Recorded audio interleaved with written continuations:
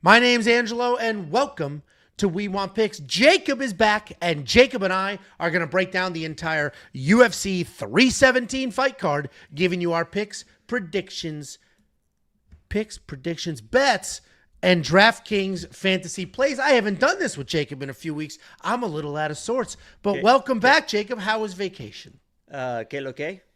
Oh, okay. ¿Qué lo que? He went to an island, and now he speaks Spanish. And, ¿Cómo está? Muy bien. ¿Y tú cómo te llamas?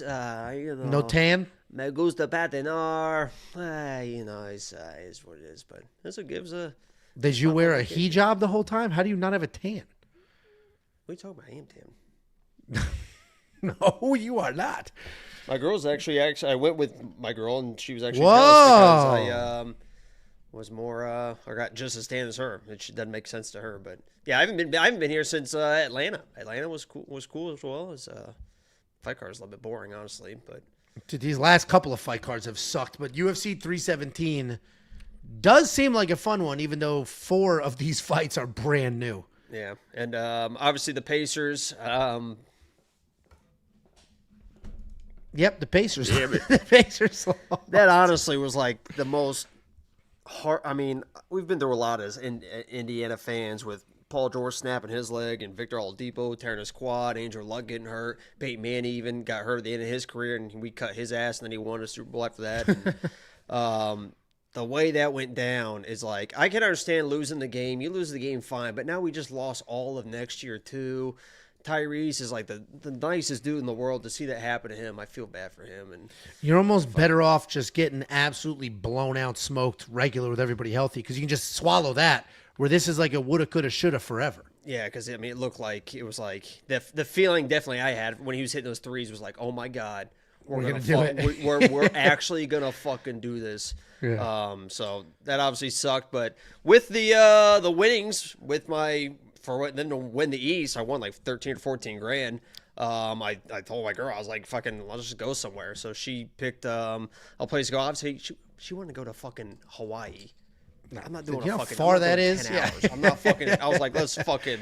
So we went to the Dominican Republic. The Dominicans, I don't know if there's Dominicans. Obviously, we know Angel lives in the DR. I wanted to try and meet up with him, but she kind of got sick the last day, so it wasn't good. I didn't get sick, by the way. I was good to go. So Tough always make fun of me. Yeah, I'm a Mr. What'd you say? Mr. Worldwide. That's me. But the Dominicans were awesome. I got called every time I went into because we were like an all-inclusive place, so we went to like a few different restaurants that were in there. Every time I went in, there was somebody who was like, Conor McGregor. The Dominicans fucking love calling me Conor McGregor, but they were awesome people, energetic people, lively people. And we went to, honestly, the resort was kind of a letdown, but it was like you see the pictures, then you get there and you're like, oh no, type of thing. But I'm telling you what, the Dominican Republic I think on the south side, they have Sauna Island, which is a place that when we went there is exactly like the fucking pictures. It was fucking beautiful. It took forever to get there, but so Sauna Island's really, really cool if you ever go to the DR. But the people were awesome. The country was awesome. I couldn't believe how easy customs was. I think it's, I don't know. Well, I think you just look at the facial part. recognition technology is fucking insane. I haven't left the country in God knows how long, but I am going to UFC 317. Jacob went to the Dominican. I'm going to Las Vegas with the wife. I will be there. If I see you, say hi. I'll buy you a drink on the spot. I've been saying this all week. I told this story on the Quick Picks video. Me, Jacob, Bo, and Casey were just watching fights in my old house in the media room during COVID. It was the only sport on. We're watching fights. We're hanging out. Then we created a DraftKings league. We start competitively competing against each other in DraftKings Fantasy, putting $20 here, $20 there, doing stuff like that. So then we started to go on YouTube to do our own research to beat each other while we were like betting with each other and playing DraftKings in my old media room in my old house. And that's what spawned all of this. Without doing that, we don't come across the fact that breakdowns of UFC fights even exist on YouTube. And then we said, let's do this. And the fact that like we do this isn't my full-time gig, but it may be eventually. The fact that we do this is nuts. It's nuts. It makes no sense. 5 years ago, I was too shy to film cooking videos, let alone this. So if I see you, say hi. I will buy you a drink as a show of appreciation because every freaking view, like, comment has led to this, which is fucking nuts. Jacob was born for this shit. I was not. Yeah, you're kind of being kind of a little pussy right now. No, man, it's crazy. You just reflect back. Scouts got me all people, fucking. By the way, there were a few people that came up to me in Atlanta. I don't know. I can't remember who you. I was fucking hammered before I even got to the fucking arena. Literally, my girl was like, put me on strict water like an hour into the fights. I was fucking hammered. So if I met you, it's great meeting you. I know there was one guy. I do remember one guy. I think he said he played football at Vanderbilt, and I think I was trying to get him to get me on the team at some point. So that was an interesting exchange. But he left that being like, dude, Jacob's fucking. He probably did. Was like, what the fuck? This guy's weird. And I thought he was gonna be. But. Well, even just now, dude, you know what I'm dreading about? And guys, you know what? Jacob has already filmed his whole breakdown. I filmed my whole breakdown. Let's just enjoy ourselves a little bit. We'll get into the fights in a second. If you're watching this not live, just fast forward. It's not that big of a deal. I'm going with my wife, not with Jacob. And we're actually not even watching the fights because the tickets we wanted were $5,000. And if I was going with like Jacob, who would actually appreciate the fights, it's a little different than Tiffany. That would just be wasting money. So we're not going to the fights. We're actually coming home. But we will be going to the weigh-ins and the press conference and UFC X. And the press conference and UFC X. We'll be doing all those things. Oh, so, I can't wait for Tiffany at the weigh-ins. You're going to go do all that, get there. It's 20 minutes. She's going to be like, that was it? I told her, I was like, listen. What was the point of that? They didn't even do anything. I was like, I don't have a whole ton booked for us, Tiff. Just a couple little things. You can do whatever. After that, you can do whatever. But she already is like, so do I have to like look good or is this formal? I was like, these are fist fights. Just don't like look pretty and we're fine. Like you don't, and be comfortable. I don't need to hear bullshit about my feet this, my feet that. That's what none of that. My wife as well, leading up to the Atlanta card, was like, what should I wear? What should I? And I'm like, it's an arena with fights. Like, just fucking throw on some jeans. like Vegas at the Apex, she kind of dressed up because it's like it's a little bit more intimate, and you want to be nice. It's a VIP type atmosphere and all that stuff. So I let her, she do what she wants. But for Atlanta, I was like, fuck it.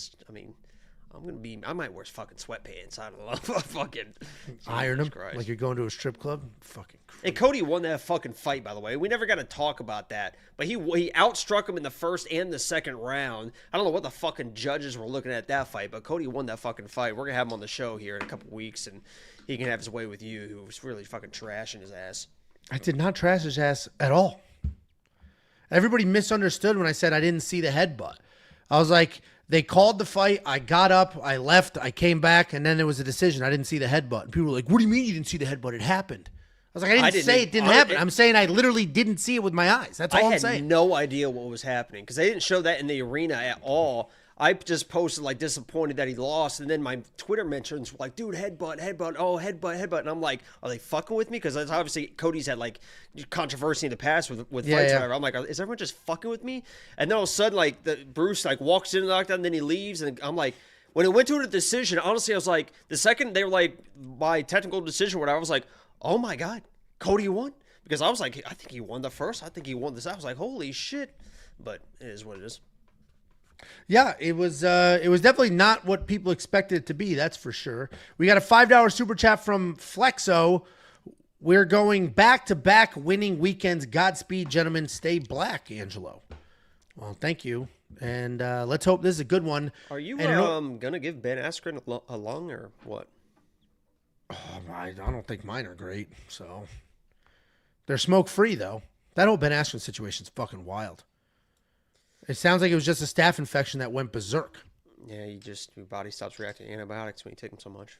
Yeah. I mean, that's what, I've mentioned this on the stream before. Google Kevin Randleman staph infection and it'll haunt your dreams. And I think at that point, don't you literally just have to hope it goes away on its own? Isn't that what that happens? Like medication literally just like stops working. I think you just gotta, your body either like figures it out or it doesn't at that point, I think. Yeah, I mean, I don't know. I've never had a staph infection, thank God. Dude, I'm a germ. My whole life wrestling and jiu-jitsu, I boil my body immediately, and I use Dial soap like antibacterial. I don't play around at all. Dude, you fucking everything gets the way washed. that all those staph infection obviously is you always hear about it, but the way that you talk about it too, when we even had our stupid little I'm just a grappling match or germaphobe. whatever, I literally stopped at CVS on the way home, got a big bottle of antibacterial Dove, and literally was just like every crack and crevice just from our little grappling match. I was like, fuck no, I'm not getting this fucking shit. I was everywhere with it. You get it from like it's mostly people, obviously. And if your gym is dirty and I they don't clean the eat mats, rabbit shit. well, that's not what Hoopsie says. You don't, and Hoopsie, new favorite guy here. You get it, like, if they don't clean the mats, obviously, but a lot of people are the problem. Because people wear, like, if you do 2-a-days, people wear the same shorts. Or they don't wash their gi, and it's like, dude, fuck you. Get 3 gis and wash them and rotate them. Like, this is disgusting. I have Don't 2 be gis. gross. I don't even grapple. Yeah, I've got 4. I only fit in the 2. I fit into the 2 Hayabusa ones. And then I got this new gym I joined, made you buy a gi, which is brutal. But I swim in that thing. And then I have one from Glover's gym, which is just too small.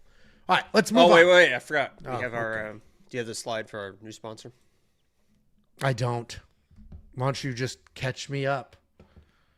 Okay. Well, I thought that we would be a little bit more prepared, but we want to thank our sponsor, Ford Automotive, for sponsoring this stream here today. They've been a great asset to us. We appreciate them sponsoring this UFC 317 breakdown. Celebrate 4th of July. Savings on every car and truck. I'm not sure what's so funny. The new 2024 Ford F-150 XLT Super Crew. Right now they have 3.9% APR financing over 72 months and $15,000 off. We're just doing a whole fake-ass ad read right now? That's what you're doing? They also have the new F-250 Super Duty, $12,000 off MSRP. The 4th of July sale is on now. Savings on every car and truck. Pay below employee pricing, plus no payments for 90 days on remaining new 2024 models. Shop Ford today. We appreciate them sponsoring the stream. Thank you so much. You're going to come up to my house next week, and you're going to have like a brand new Ford Lightning. I'm like, what the fuck? That was real? We got a $5 super chat from David Brazil. Not sure if I missed it, but will there be a We Want Picks app for Google Play? Currently, the app is iOS only. There will be a Google Play one. We had one developed. We pushed it out, but the login wasn't working. So we had to pull it, and they're working on it now. So I don't have timing for you, but there will be eventually. Every single thing you can do in the app, you can just do on the web. A mobile browser, any browser, Safari, Chrome, that weird one that blocks everything. Any browser you want. We don't have pop-up ads. There's no bullshit. Anything works in a mobile browser. If you don't have an app, and that includes the fight simulator, this is a tool on the website where you can simulate fights 100,000 times. It has everything fully loaded. You click one button. It pulls in historical grappling stats and striking stats. It simulates those fights 100,000 times, and it gives you the outputs. Not only who won and lost, but it also gives you how many strikes did this fighter land in these simulations, how many takedowns. You use that information. I've been using it for Prize Picks and Underdog, and we've been absolutely slaughtering Prize Picks and Underdog. If you're in the market for a new or used Ford model, bring your search to 5-Star Ford Dallas to see what we have to offer. We not only carry a massive selection of new and used Ford cars, trucks, and SUVs, but we also have a talented team of sales and service representatives to help with the buying and maintenance processes. That is 5-Star Ford in Dallas. Hafaraza says, God, I missed you, Jacob. $1.99. Let's see if you have that energy in about 20 minutes from now when you learn all about the new fucking electric Mustang. We also have a tape index. For those of you who like to do your own tape study, watch the fights with your own eyes, because you don't want to take other people's word for it. Go to Tools in the menu, click on Tape Index. You can select the event you want because it is built out for the future. The fighter you want, their full fight history comes up.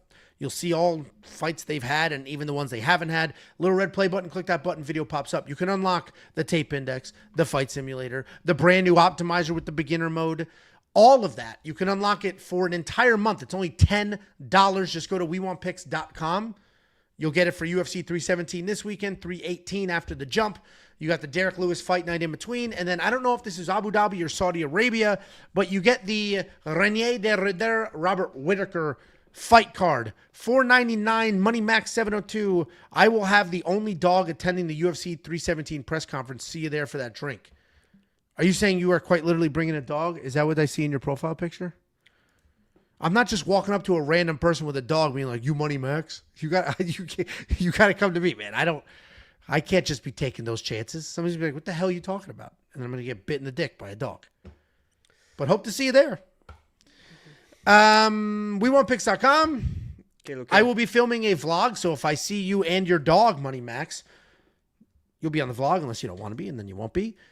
And if you want to send something for the vlog, we've got a beautiful package here from a member. I gotta DM him and find out what he wants me to say or not say. I haven't opened it yet, but I will be opening. I'm filming the vlog tomorrow. My immigrant mother, my immigrant aunt, and my cousin are all flying in to watch my children while we go to Vegas. So there's going to be a lot of Italian women here yelling and screaming and cooking. That whole thing will be vlogged. And if you want me to open up some mail, here is the address, whether it makes the 317 vlog or the 318 in a couple of weeks. It's We Want Picks, P.O. Box 406, Prosper, Texas, 75078. Jacob?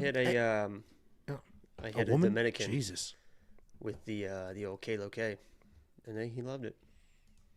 That's incredible stuff. All I heard was I hit a Dominican. It's like, oh, shit. You ready to break down this fight card? Supposedly they have like the biggest dicks. Okay, do they? They've got the energy like they do. They're all they're all very confident. There's no doubt about that. You can tell. They fucking love my girlfriend. I'll tell you that. They thought that she was fucking Latina, which is pretty funny. And they would just start speaking Spanish to her, and I'm like, and she's like, I don't speak Spanish. I mean, I told you if you listed every ethnicity, her actual ethnicity would have never been the one I selected. I'll tell you that.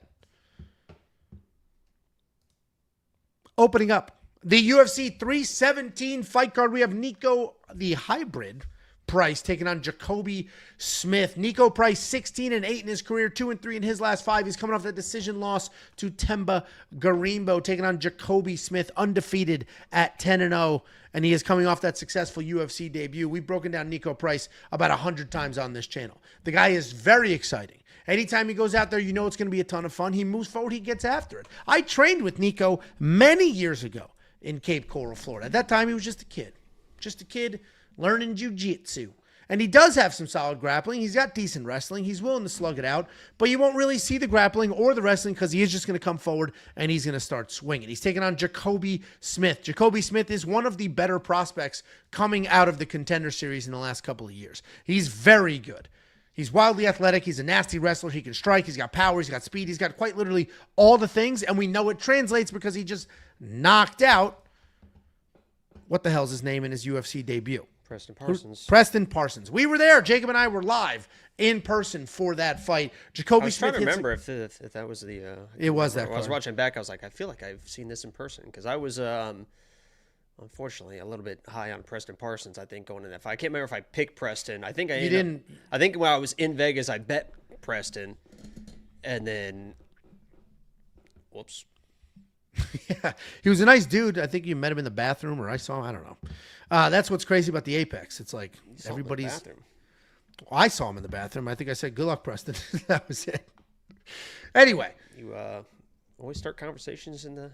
Speaking of Dominicans, Jacobe Smith should absolutely win this fight. The odds reflect that. Niko Price's willingness to be exciting is going to be his detriment here. He's going to move forward. He's going to eat a big one. If he tries to wrestle, he's not going to be the better wrestler. I don't see an avenue or a path to victory here. Niko does have that highlight of knocking a couple of people out off his back. Jacobe Smith is going to win. Minus 1,400 is outrageous. Do not parlay that. Like, there's no value in that whatsoever. If you don't understand betting odds, that means you give the sportsbook $1,400. And then if Jacobe Smith wins, you get $1,400 back. Here's your bet. And $100 profit. That's a lot to risk in any. This dude could blow his knee out. This dude could blow his knee out. Whoa. And then bang, done. That money is not worth it. Jacobe Smith is the pick. This should be a pretty straightforward fist fight. What do you think? Jacobe Lines.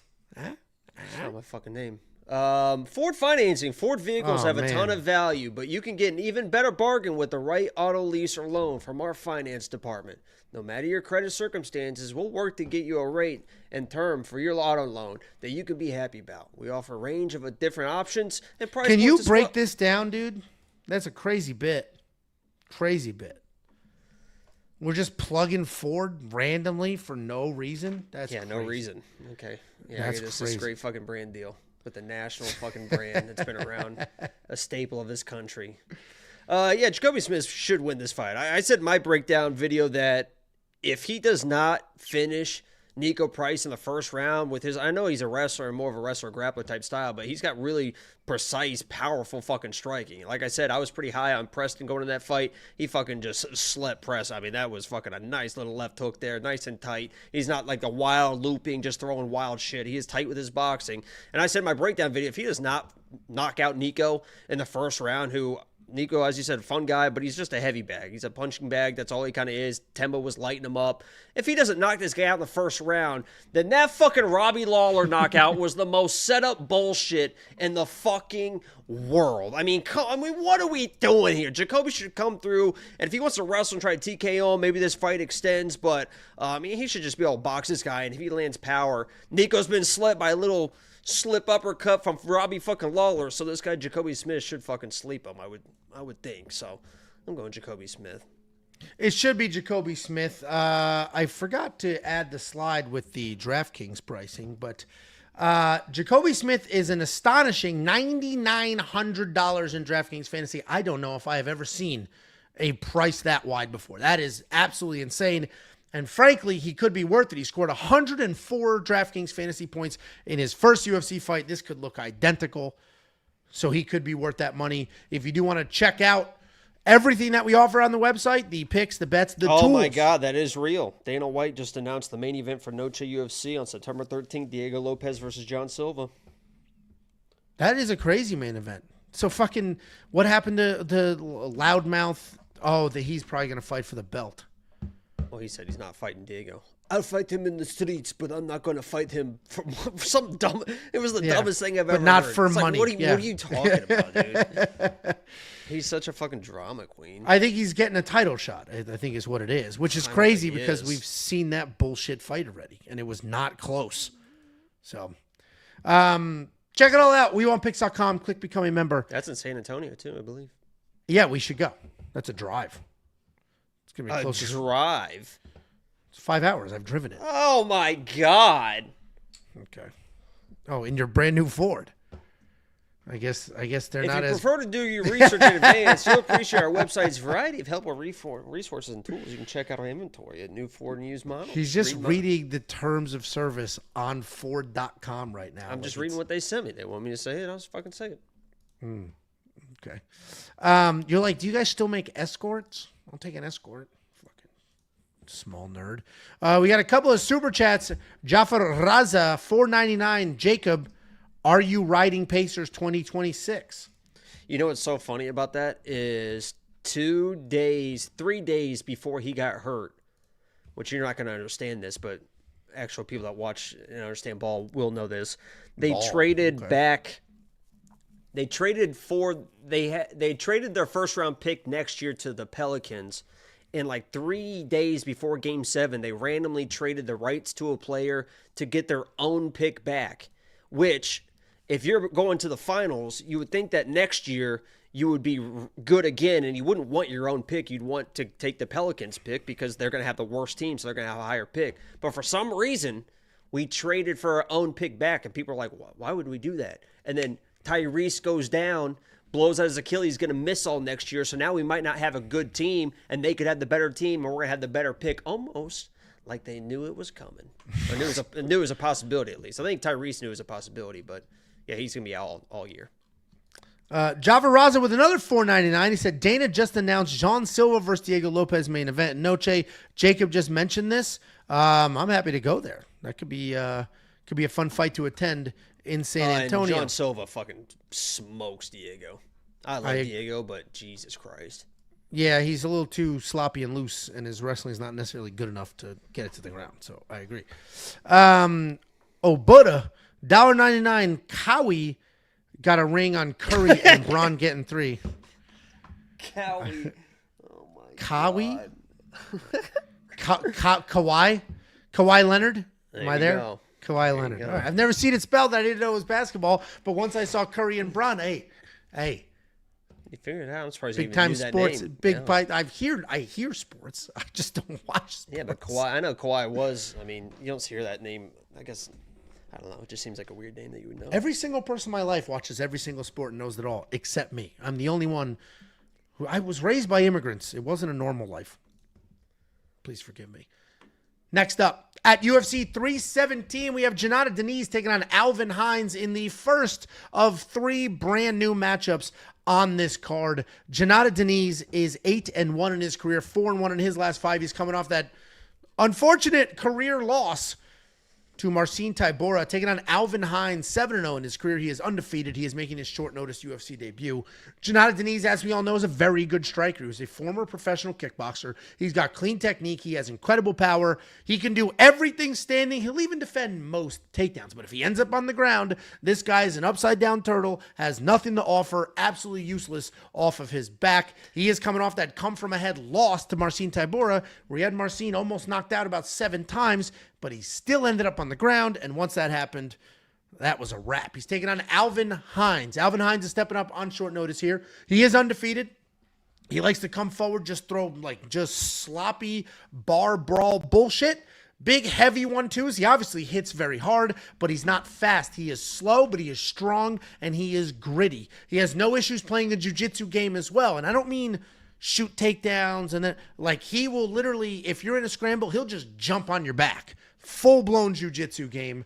He is going to move forward. He's going to try to get this fight to the ground because we just saw Jhonata Diniz has almost no ground game whatsoever. The problem is, while I first looked at this fight and I was like, you know what? We got a guy that can probably be a good wrestler and get this to the ground. I'm going to go that direction. But then I watched the tape and I'm like, oh, he's not like a college wrestler. He's just a big dude that throws crazy and dives at legs, and that's not going to go anywhere for him. I think he's going to come in sloppy and wide, and Jhonata's just going to blast that dude, put him out early. Jhonata Diniz is the pick, and the odds are starting to reflect the skill difference between these two. If Alvin Hines was like a former college wrestler that then converted, then we're talking about something different here, but that's not what we got going on. What do you think, Dominican Jacob? Yeah, and Brazilian Alvin Hines, I guess. What a terrible background they chose for all these fucking... Look at that fucking... I looked at that. That's the fucking official fight poster, you goblin. Okay, but use something different so everyone doesn't think that everyone's a fucking Brazilian. His flag is right here. It's an American flag. It's right there. The first thing I see is Alvin Hines. I go and out Brazilian of my flag. way every week to get the official background that the UFC makes. Then I have to use my non-existent Photoshop skills to remove the fighters, keep the background, and make these graphics just fucking pristine, clean. You're gonna give me a hard time? It's the official background. That white border around the fighters is really fucking artistic too. What the fuck is that? I have wanted them to pop. Speaking of pop, Jhonata Diniz is gonna pop Alvin Hines in the mouth. There's your transition. Jesus, dude. Have you ever thought about owning an electric vehicle? Dude, anybody watching at this point will have no idea what's happening. Tax incentives. I mean, Ford electric vehicles and plug-in hybrids. Trump got rid of the tax MSRPs, incentives. Of $80,000 or less are currently eligible for federal tax credits. See page.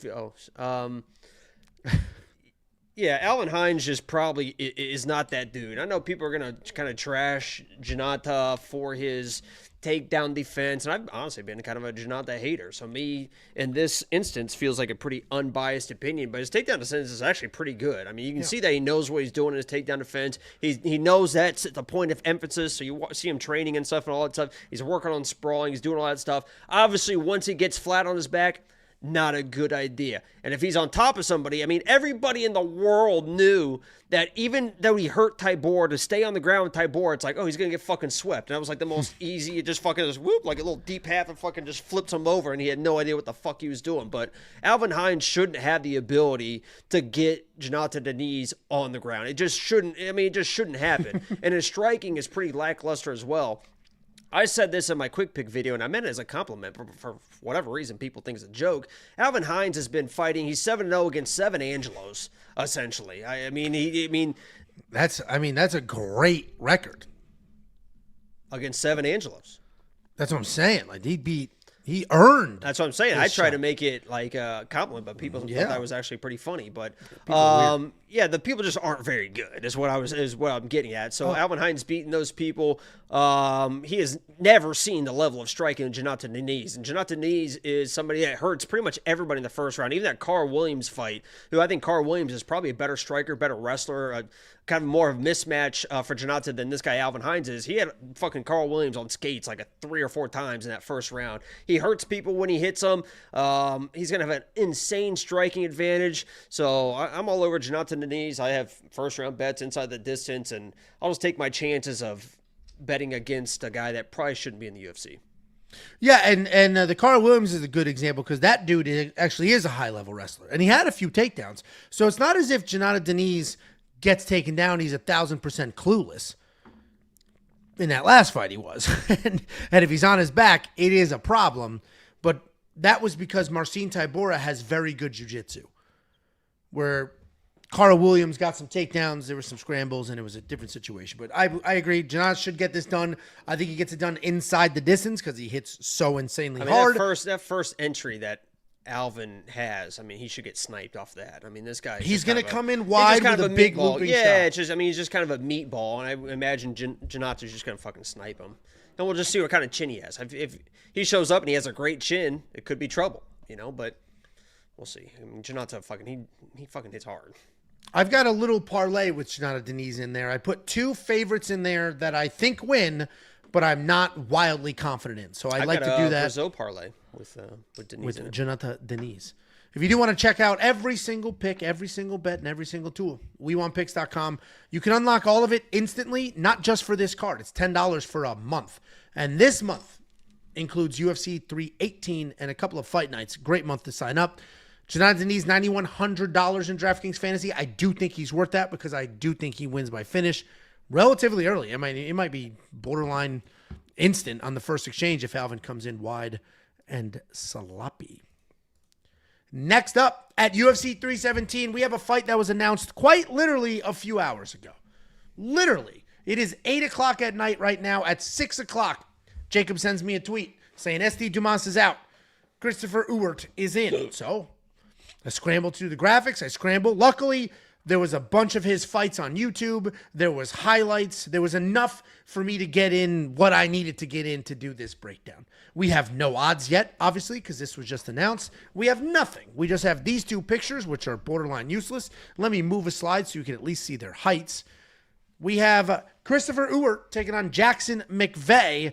Both of these gentlemen are brand new to the UFC. Both of them are stepping up on insanely short notice. Christopher Ewert is 7-0. He's undefeated, making a 4-day short notice UFC debut. And Jackson McVey, 6-0, making about a week short notice UFC debut. Christopher Ewert is stepping up on extremely short notice. I mentioned 4 days, but he was already in fight camp. He was supposed to be fighting on the Contender Series this summer. He's a powerful striker. He's got good speed. He's got lots of movement. His hands are low, so he is very hittable, but he's insanely tough. He's not Mexican, but he has that Mexican fighting spirit. The dude's got a chin on him, and he will just keep coming forward no matter what. The nickname's Tank, and he kind of fights like that. Like, you see him eat big, clean right hands. He just sort of like, and keeps moving forward. He's got good cardio. It's mostly boxing, but he'll throw in the occasional kick. As I mentioned, the chin is insane. He just does not stop moving forward. Taking on Jackson McVey. Jackson McVey is a pretty young guy. He is undefeated. He also is making his short notice UFC debut. He did just fight pretty recently, as in last week. The dude just fought last week, so he should still be in shape. Even if he had a couple of beers after the win, that was a week ago, he should be fine. He's big. About a week ago. He's 6'4". He has no problem also getting after it. He uses teep kicks to manage that range inside the distance or inside the pocket there. He's using uppercuts. He's leaning on your head. He's trying to latch up long guy submissions. Can you do And that he uses again? that length. Was that not it? Was that not the move? You're the jiu-jitsu guy. Was this not it? I thought that was it. Because aren't you supposed to put the back of your hand instead of this way? It's this way. I know that I've felt one real rear naked choke in my life, and it wasn't even from you. It was fucking. I fucking tapped before I got to that point. I'm like, fuck this shit, because I was fucking exhausted. You know, I had COVID. I was a cancer survivor, all that type of stuff. We all know the story. But when I was at Tampa and I took a picture with Aljo, I was like, hey, can you put me in a rear naked choke for the picture? He's like, I don't know. Yeah. I was like, all right, that's cool. Like, I don't mind. He's like, all right, I'll fucking do it. And he fucking He wanted you to beg. dude, he fucking, and that was the forearm across the fucking, like, it wasn't like the choke, it was like the forearm across, and he fucking like squeezed that shit. I'm like, God, fucking relax, Aljo, Jesus Christ. But I was like, God damn, that fucking hurt. And he was probably doing like fucking 30%. It is crazy. It is crazy because there's if it's off to the side, it's blood or just straight up. Oh your my trachea, God, your trachea is getting crushed. I literally in my head, I was like, fucking, does he know who I am? Is like pissed about it? Like, fucking, what the fuck is this? Look, I had the picture on. Well, I got drunk off his rum on stream and said it was delicious. Off his juice? His rum. He even used it as an advertisement. Yeah, there you like go. He fucking he actually like. Dude, how big is your fucking head? Is his head tiny, or is this just the He's a camera playing 135er. tricks? Like, your head is huge. Yeah, I'm twice his size. Look, I'm literally like bending down so he can do it. Like quite literally, I'm like bending over and bending down so he can fucking. Wow. I'm a Hey, fucking congrats. massive man. The Dominicans were like, "Oh, NBA, NBA." Listen, Chet. yeah. You give off Eastern European basketball vibes. I'm picking. Well, Chet's from America, so. Oh, I thought you meant like Czech Republic. Chet Holmgren. He just won I was thinking Czech Republic. Like we're some. Anyway, Christopher Ewert is actually going to be my pick. I think he's insanely durable. I think he's going to let the hands go. I was picking Jackson McVey against SD Dumas because SD Dumas was hiding in a dog cage from the police just a month ago. And Jackson McVey was a guy that was long. He hits hard. He would grab some random submissions from everywhere. That's not Christopher Ewert. Christopher Ewert's going to get after it. That dude is durable. He swings hard. You can't get him out of there. And I just think he's going to win. They call him the tank. I think he's going to fight like that. Christopher Ewert's the pick. We do have DraftKings fantasy pricing on Jackson McVey because he was already in the books. He's 8,300. I have no idea who's going to be the favorite, who's going to be the dog. Jacob, were you able to run this down or no?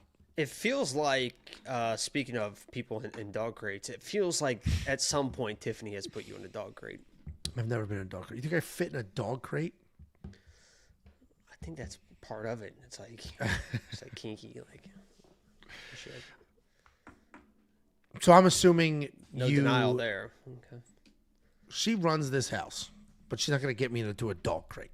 I don't know who Mr. Christopher is, but I will say Jackson McVey. I mentioned in my video, but I think it's important that two things can be true about a fighter. Number one, the people Jackson McVey he's been fighting are not very good. I mean, he's 6-0, but the talent level is just typical regional talent level guys. So then you have to kind of decide, is Jackson McVey also just a regional guy that's a little bit better than everyone else, or is he actually a UFC talent? And I think you can see enough in the way that he fights, the way that he strikes, the way that he can grapple, all that stuff, that yes, the talent level sucks that he's been fighting, but he also is a pretty talented guy. There's a reason why he was an underdog to SD Dumas, and before the fight dropped, he was up to -170. I think a lot of people see a lot of talent in Jackson McVey, definitely in the grappling. I mean, I've never seen somebody dive headfirst into a darce in my life and lock it up that quickly. Like, it was like, obviously I've seen people already on the ground,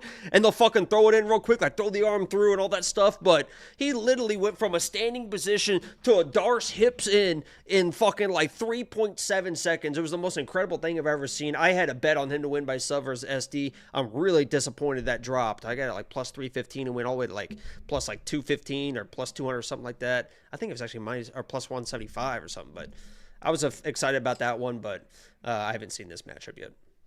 Yeah, I mean, I get it. And just because we saw a tweet about it, and a reputable tweet, doesn't mean that it actually is happening. So this is where we're at right now. I already have the full breakdown. What the fuck does that mean? Could just be a rumor swirling, and they're good to go. And they said they announced Christopher Ewert, and then he goes to get his medicals, and he doesn't have them, and it's 4 days, and you can't get an MRI, and that's it, done. Like, there's a million things that have to happen. You're so negative. He has to get licensed by the commission. If he doesn't have a CAT scan on file, he's going to need a CAT scan. Like, He's got to get blood work. I understand he was supposed to fight for the Contender Series, but that wasn't for like a month and a half. So if he didn't have all those medicals ready to go, I managed fighters for a very long He's time. coming from Georgia. He's not Georgian. Oh, is that the flag behind him? And actually, he's not American either. Is he Ecuadorian? I think he's Ecuadorian, something like that. I know that in the embedded, Ilya's was with his buddy Garam. It's like, oh god, What's that dude gonna do for you? Yeah. If you guys want to check out every single pick, bet, and breakdown on this entire card, we also have tools for you. Just go to WeWantPicks.com. You click a couple of buttons. You instantly have access to all of it. It's $10. You spent more than $10 on Uber Eats being a lazy bitch when you did that little add-on at the checkout screen. Okay, $10 an entire month worth of premium access. WeWantPicks.com. Click Become a Member at the top. Next up. And, oh, sorry. Was it something real or nothing? It's pretty real. Okay, let's hear it. What is it? It was just about the vacation. Okay. Let's hear about your vacation. I don't know why you like acting because I don't suspicious trust you. No, I'm just saying, like, one of the coolest parts, in my opinion. One of the I know you think it's something. It's just something random I thought about. One of the coolest parts is like every single vehicle in the DR was a manual. Like all the shuttle buses and everything. I was like, holy shit, dude. And if you like manuals, I mean, Ford makes a good I fucking saw that. If you've been coming. searching for a performance Ford dealer in Dallas, Texas, Ford doesn't sell any manuals. They don't even make the place. Mustang stick At anymore. 5-star Ford Dallas when it comes to Ford performance vehicles. We operate by the motto, if you can dream it, we can build it. How many people you think watch this and they're like, holy shit, those two idiots got a Ford deal? That One would of us be did. incredible. Fucking one of us did. All right. Let's go ahead and break down this fight. And I can drive stick if anybody's curious. But that is every shuttle bus, everything is a manual. It's like, oh shit, that's pretty cool. I love driving. I mean, I don't have a stick now, obviously, but I did like, I drove your car. I enjoyed that. Whipping around. It's a fast car. I don't blame you. Next up, at UFC 317, we have Terrance McKinney taking on Viacheslav Borshchev. Terrance McKinney 16-7 in his career. He is 3-2 in his last 5. He is coming off yet another finish win. He's taking on Viacheslav Borshchev. 8-5 in his career, 2-1 in his last 5. He's coming off that decision loss to Tom Nolan. Every Terrance McKinney fight is exactly the same. Whether he wins or loses is going to vary, but the fights are exactly the same. He comes out, all the talent, all the skill, all the ability in the world, and for anywhere from 3 to 5 minutes, that guy is an absolute world beater. And if he doesn't win the fight within that 3 to 5 minute window, things are likely not going to go his way. He's got how many wins in the UFC at this point? 11 fights in the UFC and 11 fights that have never seen a third round. Terrance McKinney is fast. He's athletic. He's never had a fight in the UFC go over 1.5 rounds. So it's 1.5? Mm-hmm. That's funny. Yeah, because I the stat I use has just never been to the third. Yeah, I mean, that's crazy. So Terrance McKinney has every skill and ability you would ever want if you were designing a fighter. He just doesn't have the cardio or the chin. If this dude had a cardio or a chin, he would quite literally be a world champion right now. He's taking on Viacheslav Borshchev, the team alpha male striking coach. At least he was. I don't know if he still is. Fantastic striker. He had a legitimate professional kickboxing career before moving over to MMA. He's got a great jab. He's got solid power, fantastic kicks, great technique. Takedown defense is low, but it's kind of artificially low because people in the beginning of his UFC career were just diving at his legs nonstop. He's actually been taken down 30 times in his 8 UFC fights. He's coming off that loss to Tom Nolan. And Terrance McKinney, as I mentioned, it's a very reliable guy, but the outcome is not reliable. Meaning, I know exactly what Terrance is going to do. And then for the first couple of minutes, he's going to look like a world beater. It's going to look like a 10-8 round. And he might win the fight, or he might not. I'm going to lean for him to win this fight. I am just of the mindset that Viacheslav is not as durable as he once was. If this was 2 years ago, the durable Viacheslav, the guy that could take the beating, the one that fought Nazim and like managed to survive and that whole guy. He just fought a finisher and went 3 rounds, no problem. The hell are you talking about? Yeah, but he didn't get cracked with a big one like Terrance McKinney's about to. Oh, Chase bullshit. Hooper. Oh, Chase Hooper dropped Viacheslav. You're going to see he submitted him, but he dropped him and then jumped on him. I think Terrance McKinney is finding his stride, hitting that part of his career. Hell, maybe we finally get the first over 1.5 Terrance McKinney in this fight, and I think Viacheslav's on the other side. I think he's on the downswing here. I'm on the Terrance side. I think he gets it done. I actually parlayed him as well. Terrance McKinney is my pick. What do you think, Jacob? Yeah, this should obviously be a pretty fun fight. Terrance McKinney, I mean, if there's one thing, is they're never fucking boring. And I was able to meet the guy at Tampa. He's a super cool, super down-to-earth guy. I do worry about what you have to determine in this fight is Slava the talent level that Terrance wins against or loses against? Because there's a certain threshold that Terrance hits where he's just not beating good people. He's, since the Fair Zion fight, where I think we all agree the guy just kind of quit. Before that, it was a flash knockout with Matt Favola. He's 4-4 in the UFC, and those 4 wins are against people with a combined UFC record of 5-15.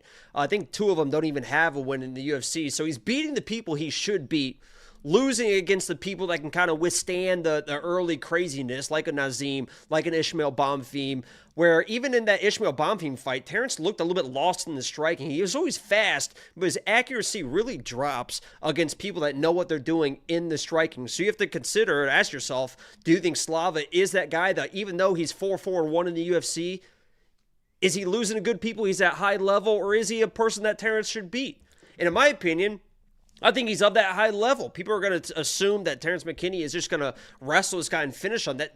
It doesn't happen to Slava. It took 6 or 7 minutes for a guy at a high level like Chase Hooper to fucking finally submit this guy, and that was actually after dropping him. Terrance McKinney getting a takedown, Slava's going to make him work, and typically nobody finishes Slava on the ground except for Chase Hooper, and it took him a while to do it.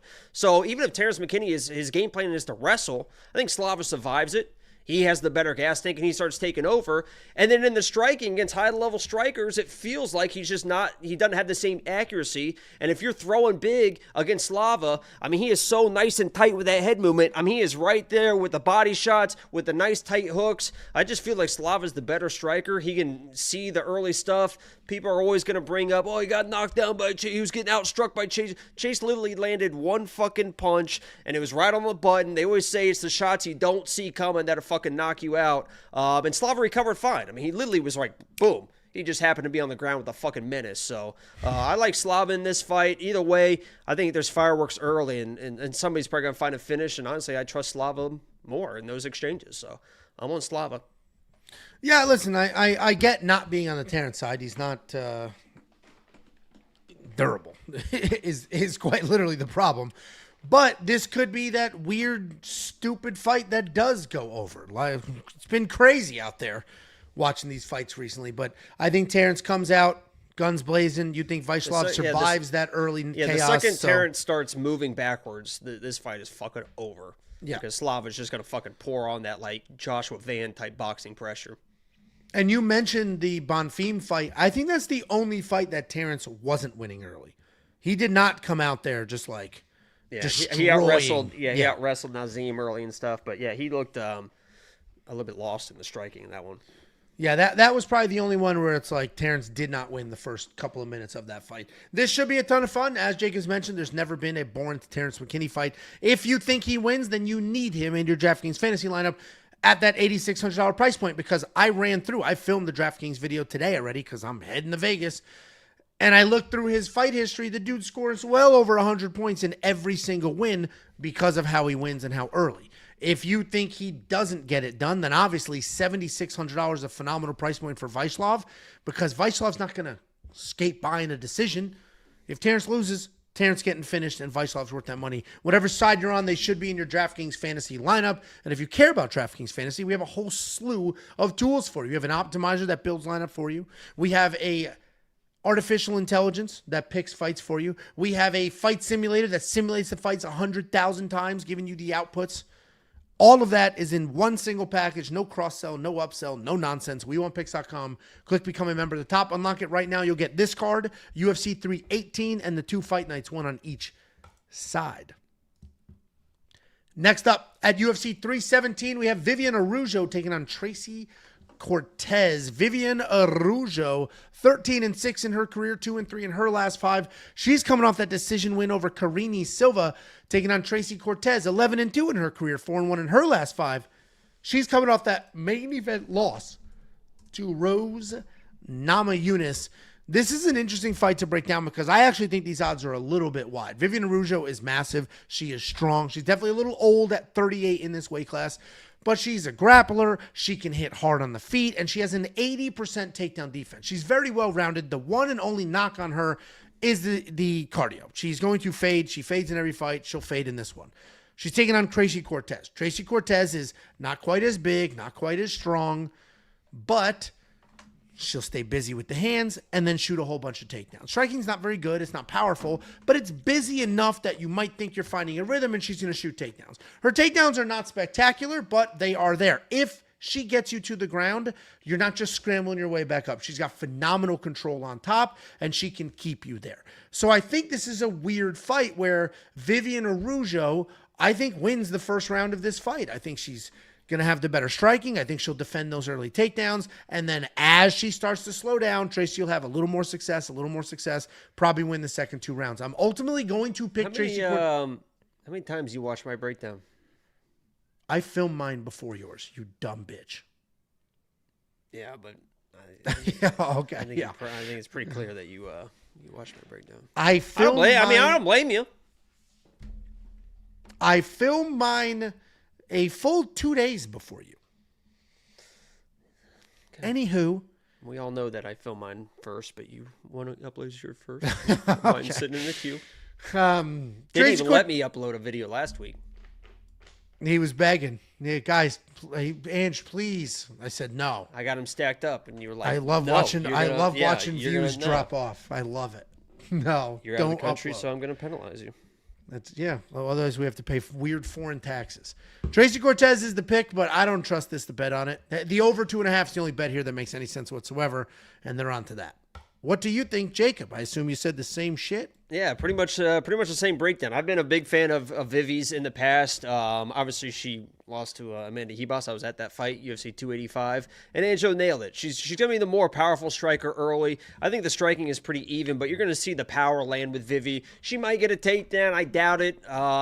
She probably isn't going to try to wrestle too much in this fight because she understands she's got to mend her gas tank, and Tracy knows how to wrestle as well. And even if Tracy does get taken down, I think she can withstand the trouble. So the first round could be close. I still expect Tracy to probably win that fight or win that round, and Vivi's just going to slow down. I mean, that is literally what happens. It's not like it didn't happen last fight. It was just Karine really got fucking tired and was just trying to pull guard and shit because Vivi was in trouble too. Luckily for her, Karine was in a little bit of a worse type situation. So Tracy should start taking over late. Unless, Vivi really dominates somehow the first round and is able to scrape out some weird takedown in the second round. I see Tracy winning the first 2 rounds and maybe all 3 rounds. I've been staring at this -3.5 for Tracy. It's plus 180. And you're going to really have to be relying on the judges, I think, in that first round. But I think it might be worth a stab because I could see some 30-27s across the board for Tracy in this one in a close first round. Definitely should win the second and third. But, I got smoked last week on the fucking females that didn't do whatever they were supposed to do. Alice Esquiva, what the fuck are you doing just sitting there eating punches for fucking 15 minutes? I don't know what the fuck that was. The other girl doesn't even know she doesn't even look like a fucking white belt. She looks like she's never stepped in a fucking jiu-jitsu dojo in her fucking life. Didn't wrestle. Melissa Mullins didn't do the same thing. I think Tracy will be fine though. Yeah, I mean, she's gonna have to get a takedown at some point. We'll see if that 80% takedown defense holds up or not. I know, but women and heavyweights, they age differently. They can last a little longer. Yeah. But I hear you. Her cardio's not getting better with age. Let's put it that way. So we're on the same side here. I am not going to touch that $8,900 for Tracy Cortez, though. Even in her wins, she has quite literally never scored 89 DraftKings fantasy points. I mean, let me look at this. Maybe I'm going to say something crazy. I don't know, Angelo. Sometimes Don't. I mean, Tracy Cortez in round 3 to get a third round finish is plus 2,600. I'm going to put $50 on it right now. We're going to see what happens. Third round finish for Tracy Cortez. I have to log in real quick. Let me DraftKings. Okay. While you're doing that, Victor Garcia said, does anybody know somebody that posts Prize Picks entries? We post our Prize Picks entries. They're just not on this channel. We have a second channel. It's called Picks Nation. I already have my full Prize Picks breakdown for UFC 317 up there. So just search Picks Nation Prize 50 Picks or wins whatever. $1,300. I'm putting 70. You'll find it. Almost $2,000 for Tracy to win in round 3, and we're gonna revisit this. Okay. Good luck to you. I'm not touching the Tracy Cortez DraftKings fantasy pricing at $8,900. If you want some exposure to Vivi, maybe you think she squeaks it out. Maybe. But if she squeaks it out, it'll be because she defended a whole bunch of takedowns and, I landed. don't think Tracy's going to shoot takedowns. Her boxing has been looking better and better. And people are like kind of trying to trash her for the Rose fight. I mean, Rose is fucking good. No, Rose is a former world champion. Yeah, no. And she got, she had adversity. That was short early, notice, too. And she tried to fight through it, and she just ended up getting out wrestled herself by Rose. But Rose is kind of different. Yeah, and that was also short notice. So lots of weird circumstances there. I mean, Tracy Cortez beat Jasmine Jasudavicius, who has been unbeatable lately. So and even Tracy Cortez is definitely good. This could look like. I mean, Melissa Gatto is a long, rangy, powerful striker that's got crazy good jiu-jitsu, but also kind of fades. And Tracy handled her pretty well. So yeah, I'm with you. And if you want to be with us, you want to support the boys. It's not just a donation. Because the $10 will unlock everything you could ever want or need heading into a fight week. WeWantPicks.com. You click Become a Member at the top. You instantly have access to every single pick, every single bet, every single tool on artificial intelligence. 5 different cappers. 4 are people. 1 is a robot. WeWantPicks.com. if this video an entire month worth gets 1,000 likes, I will fucking promise you that I will make Angelo limit the fucking ad reads. 1,000 fucking likes on this video. The reason I do it after every breakdown, people think I'm just randomly spooning. These videos, yeah, the videos get chopped up. So I just do it at the end of each fight breakdown because it gets chopped up, and that's how they get uploaded elsewhere. So, sorry, boys, it's a free video. We don't do mid-roll ads. Anybody bitching? There are no. You'll hear an ad from me, but you're not going to get an ad from YouTube. No mid-roll ads. You know what's going to be really fun? What? Saturday night when I'm on the live stream and I'm going through my phone and like the music's playing, like, wow, we making money now, and I'm going through my phone. I'm watching this clip right now because Tracy Cortez just won in the 3rd round, and I'm screen recording it, and now I'm playing it. And if you're watching on the live stream Saturday right now, leave a fucking W in the chat because we did it. Tracy Cortez 3rd round win. That was a little inception there. There you go. Good luck. I was talking to my future self and future chat people. And I'll probably be streaming Saturday. So, well, you could come over and hang out with me. Fuck. Hell no. Okay. Next up at UFC 317, we have Hyder Amil taking on Jose Delgado. Hyder Amil is undefeated in his career. He's coming off that decision win over William Gomez, taking on Jose Delgado. 9-1 in his career. He is 5-0 in his last 5. All 9 of those wins are by stoppage, and this could be a fight of the night. This is a very fun fight. This could, honestly, it's kind of wild, but this could look like the Nazim Sadikov-Nicholas Mata fight, where there's just a complete change of tides because we have 2 guys who are used to finishing, who are both very dangerous and somewhat durable. Hyder Amil's an aggressive striker. He's going to walk through fire. He wants to find the pocket. He wants to hang out in there. He does have wrestling, so if he needs to wrestle, he will. It's not his plan A, but if things aren't going his way, he'll find a takedown and he'll get it there. He is coming off that close win over William Gomez, where it might quite literally have been a takedown that won that fight for him. It was bullshit. You think what? You think he lost that fight? I mean, just because I had hundreds of dollars on William Gomez doesn't mean that I was biased anyway. But yeah, William Gomez won that fight. You kidding me? Dude, William Gomez went from beating Joe Anderson Brito to just doing his typical stare contest point fight bullshit. You can't count on the French. If you're French and you're watching this, I'm sorry. It's not about you. It's about your fist fighters. They're not good at it. Yeah, I eat freedom fries, fuckers. You're just you're a country with beautiful food and a beautiful language. Their fucking women have armpit hair. You're just not like aggressive and nasty and mean. Smoke. That's the best part about the French. With the dude, long the funny plastic dude, oh thing. my god. Are we still doing this breakdown?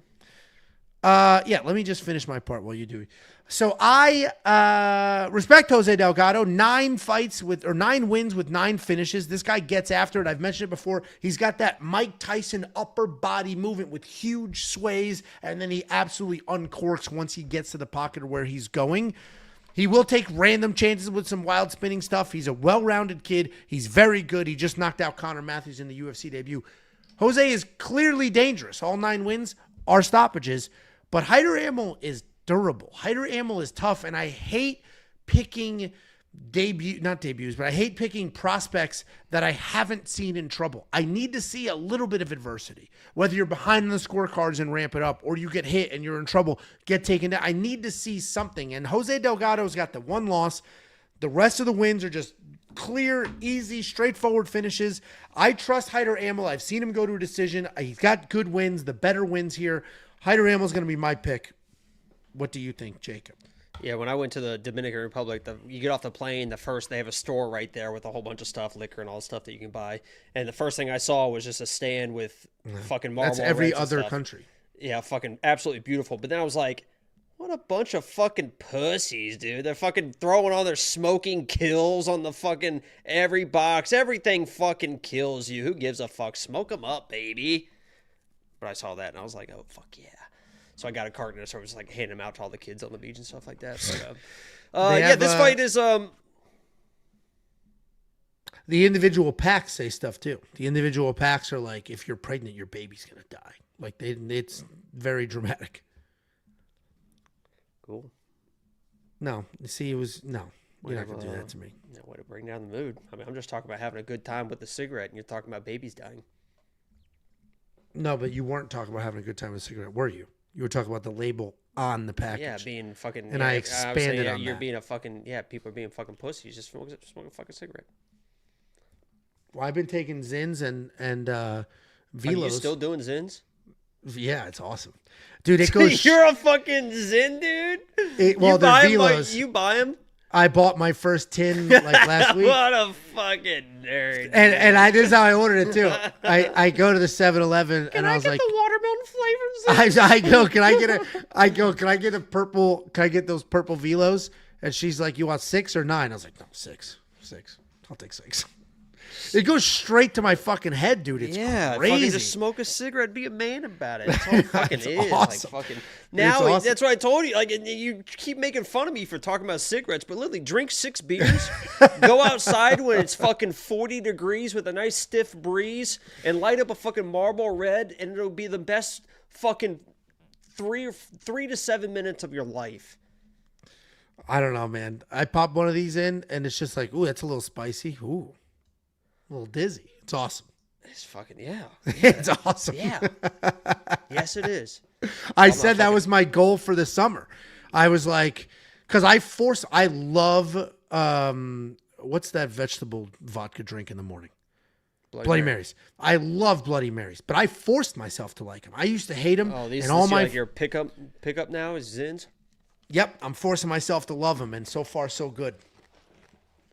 So, there we go. Go ahead. What do you think wins this fight? Yeah, this fight is going to be like, Rams do it, but Rams do it like Billy Goats and stuff. You know, when they both just square up and they just fucking boom, and they just meet in the middle, just fucking, and then like that is what this fight is going to be, because both these guys want to control the octagon. They want to control the pace. They want to be the one moving forward, press their opponent against the octagon, and luckily, if you're a premium member, only $10 a month, very, very easy. WeWantPicks.com. I got the under 2.5 for plus 100. You look at that motherfucking thing right now. I think it's minus 160, minus 170. Something. It's minus 170 right now. I got thing for plus 100. It could be lock of the week, but I'm not going to do that again for the people. But I think these are 2 Rams going at it. Something is going to happen inside of 2 rounds, even though both these guys are tough. When you get a tough guy and a tough guy, I mean, I played the same thing for Jung Park and fucking what's his name,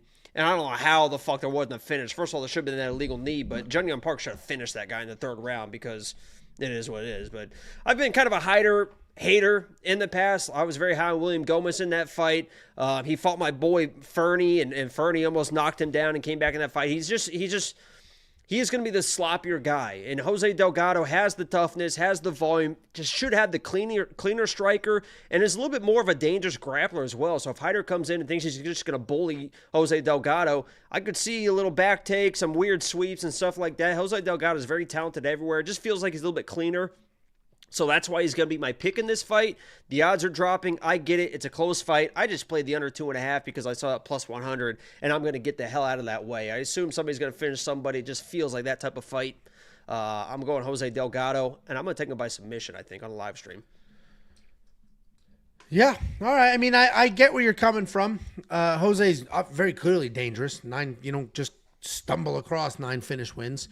I just I trust the giant head of Hyder Amil to absorb that damage. And then I think Jose, once he gets a little adversity and this wasn't easy for him, is going to be like, uh-oh, and the tides may turn. It feels like Jose's going to land something. Hyder's going to try to wrestle because he's tough. You're not going to probably TKO a guy like Hyder. You're probably have to choke him out. It feels like Jose's going to snatch up something.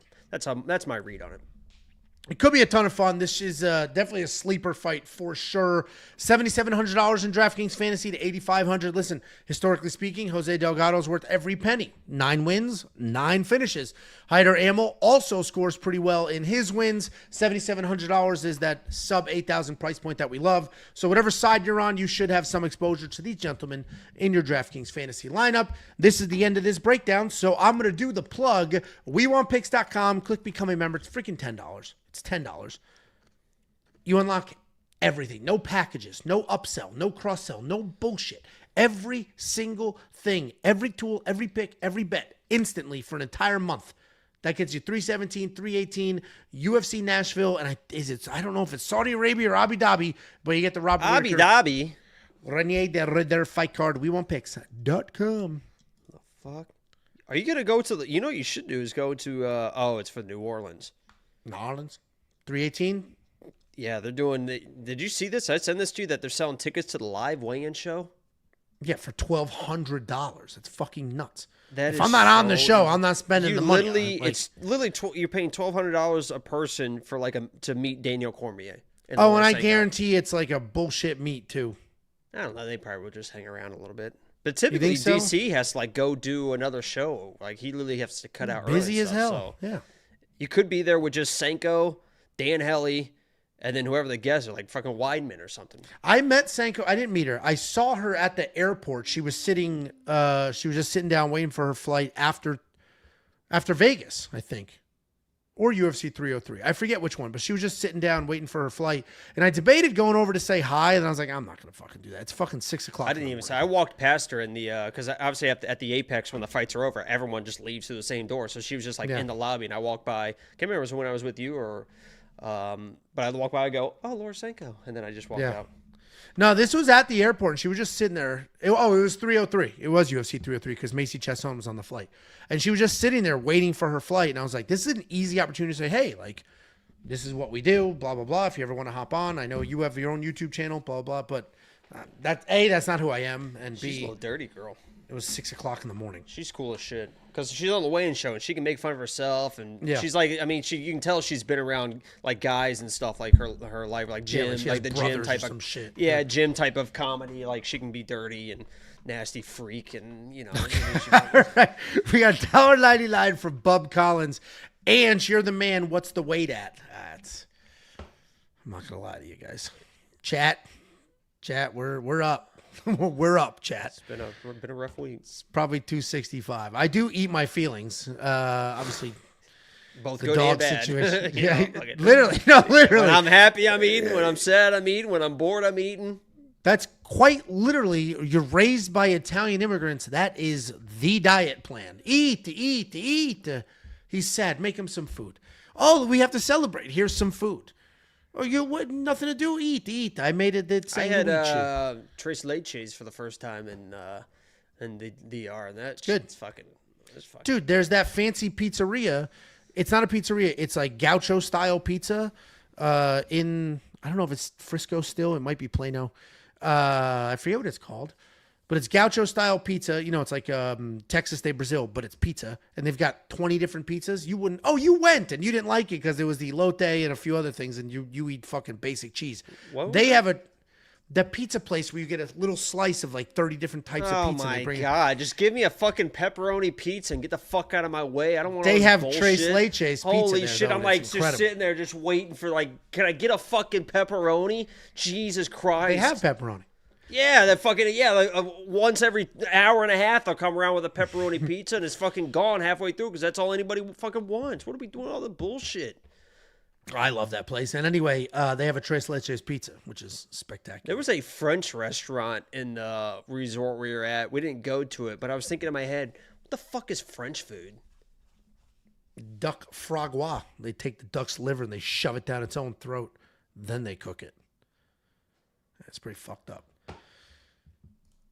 Next up, at UFC 317, we have the featured prelim of the evening. We have Jack Hermansson coming back after a year and a half away to fight Gregory Rodrigues.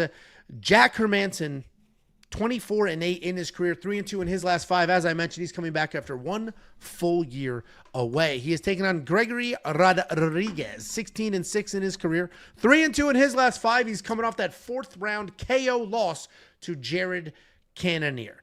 Jack Hermansson has built himself quite the little reputation here. He's a very good grappler. On the ground, this guy is, as we would say.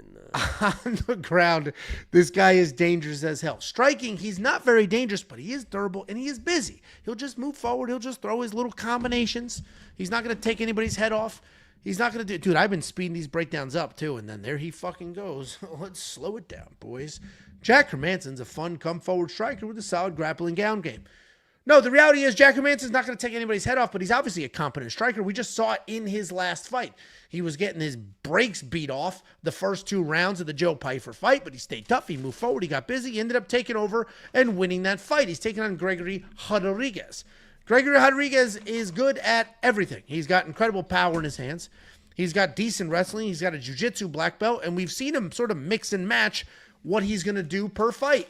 After he got knocked out about a year and a half ago, his next fight out against Christian Leroy Duncan, this dude turned into a Nurmagomedov. And he looked great doing it. On his feet, he's got great power. He's got good speed. He's wildly athletic. He lies about his age. This dude is not 30 whatever the hell years old.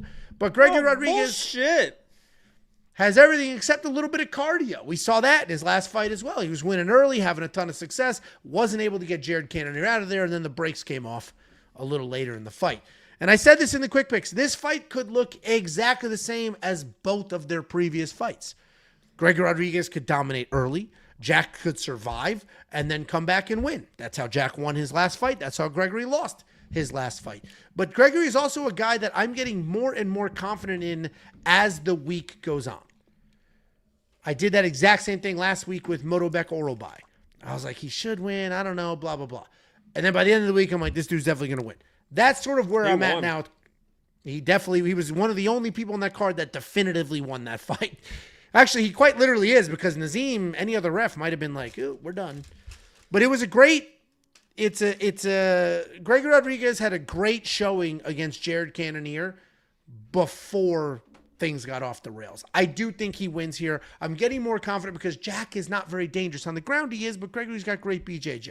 So I think Gregory can dominate the stand-up, and even if he decides to wrestle, which I do not advise you to do, I think he can survive on the ground as well. Gregory's going to be the pick. I think we're getting a little bit of a discount here because he was finished in his last fight. What do you think, Jacobe? Yeah, I mean, if that Pyfer fight is a 3-round fight, Jack loses. And then what are the odds on this fight? He lost the first 2 rounds pretty definitively and looked a little bit lost in the striking. And then Joe slows down and ends up being what it was. But I think that win is a little overblown. I think the loss from Gregory is a little overblown as well. He's beating the fuck out of Jared Cannonier, chased the finish a little bit. And I'll never blame a fucking fighter for getting a little bit tired for chasing a finish. It's literally what you're supposed to do. So he chases the finish. He doesn't get the finish. He comes in the second round. It's like, oh shit, 5 rounds. I got to pace myself. He takes the second round off a little bit, takes a little bit of damage, comes back in the third round and is looking great again.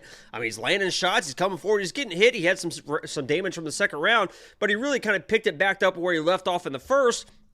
catches an elbow with like 20 seconds ago, and he never really recovered after that. Ended up losing the round because of it, and then he came out in the fourth round, a little body shot, boom, and it is what it is. But I think that the cardio was a little bit overblown. If he's landing those same shots on Jack Hermansson, I don't think Jack Hermansson is gonna survive that type of stuff, that little bit of an onslaught. So Jack was not looking good early. He's coming off another layoff. The guy doesn't fight very often. Gregory should be the better striker. Even if he wants to wrestle, should be able to wrestle, but I wouldn't recommend that. I think you just come in, wait to land your shit, and get out of there with a win. There we go. Jacob and I both on the Gregory Rodrigues side, $8,800. If you think Jack is not able to survive, and he was able to survive Joe Pyfer, who we know hits hard as hell. If he's not able to survive here, that $8,800 is well worth it. I don't think Jack... But that's pretty telegraphed. I mean, he literally only has Gregory can throw actual combinations and land stuff. We've learned that Joe Pyfer now really only has, a right hand and a little bit of a left hook, and that's pretty much it. And then it's gone quick. Like, he's got it early and then not at all. Yeah, and Jack knew that, so he knew when Gregory's in your face throwing actual combinations, you don't know where it's coming from, and I think it's a little bit different. He's a little more dynamic. Sure. Listen, I'm with you. And I've got that parlay with Gregory Rodrigues. It's him and... Oh, man, is it him and Terrance McKinney? Is that who I slapped together? I don't know. Check it out. WeWantPicks.com. Click Become a Member. At the top, it's only $10 for an entire month's worth of access. Every single pick, every single bet, every single tool. Quite literally the greatest offering in this space. You can hate my guts and hate my voice. Those tools get it done. Do people say they hate your voice? Because that was a comment on my... Yeah, I get a lot of fucking hate, dude. It's outrageous. Really? It's I saw. Well, I mean, literally, somebody was like, "I love the breakdowns. You do a great job." But your voice is fake. Please change your voice. What is fake about my voice? You do a radio voice. You do like a radio voice thing. That's not how you actually talk. Right now, I'm talking like I talk in my quick pick video, and that's just how I talk. Nah, when you're doing it fast and you're by yourself, it is a voice. I don't do it fast, though. My quick pick, I just talk like this. I just break down the fight. I literally say, Gregory Rodrigues. I mean, this is literally how I talk. All right. First of all, Terrance is not in the safety parlay, you fucking moron. Why would I do that? And if he was, why would I say it? He's not in the safety parlay. Don't be ridiculous. Super chat. We have a $1.99 from Megabong 360. How is the tape index legal? Copyright infringement? The tape index is an index. It is not, we are not hosting copywritten content. Never can, never will. We're not going to jail over old ass UFC fights. It's an index. It has organized everything for you. It has it all ready to go. You click a button, the video pops up. It's not popping up from our website. We're not hosting the video. We're just indexing it. We're linking out to it. It's just, instead of you spending hours and hours and hours trying to find the shit, we found it. We organized it. And like I said, when you click it, it's a pop-up window from where the video is actually hosted. We are not hosting any of it. And we just had to change it all. Every single fight was hosted at ESPN. So it was pretty straightforward. Everybody's got ESPN, no problem. And then ESPN and UFC have their contract negotiation, assume there was a fallout, and they deleted it all. So we had to redo all of it, adjust all the links, and now they don't point there anymore. We've got some odds updates. Yes. Jhonata Diniz, minus 355. Jacobe Smith, minus 2,500 now. Woo! Jackson McVey versus Christopher Ewert. We've got odds on that now. Christopher Ewert is a minus 130 favorite. Jackson McVey on the plus 110 side. Over-under on that fight is minus 155 on the under. Gregory Rodrigues is minus 220. That's pretty much it. Damn, dude. BetOnline gets those odds out fast. And you know what? What a segue that is. Because if you don't have a BetOnline account and you want to make one, that's what I use. That's what Jacob uses. They get the odds out. They are quite literally first to market with any of these odds. And they have an enormous amount of prop bets.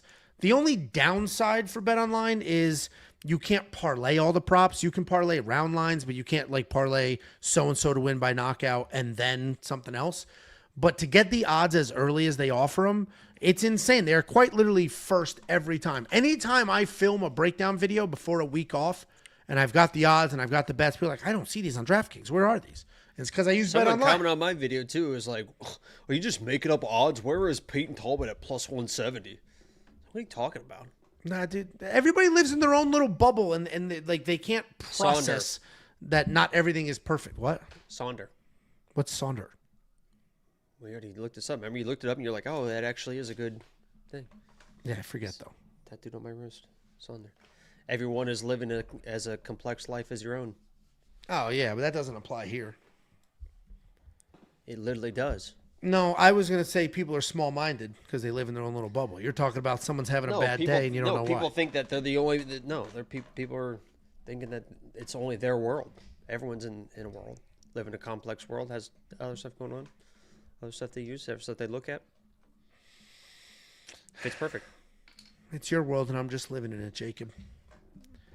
I wish I was the case. I mean, paycheck didn't reflect that.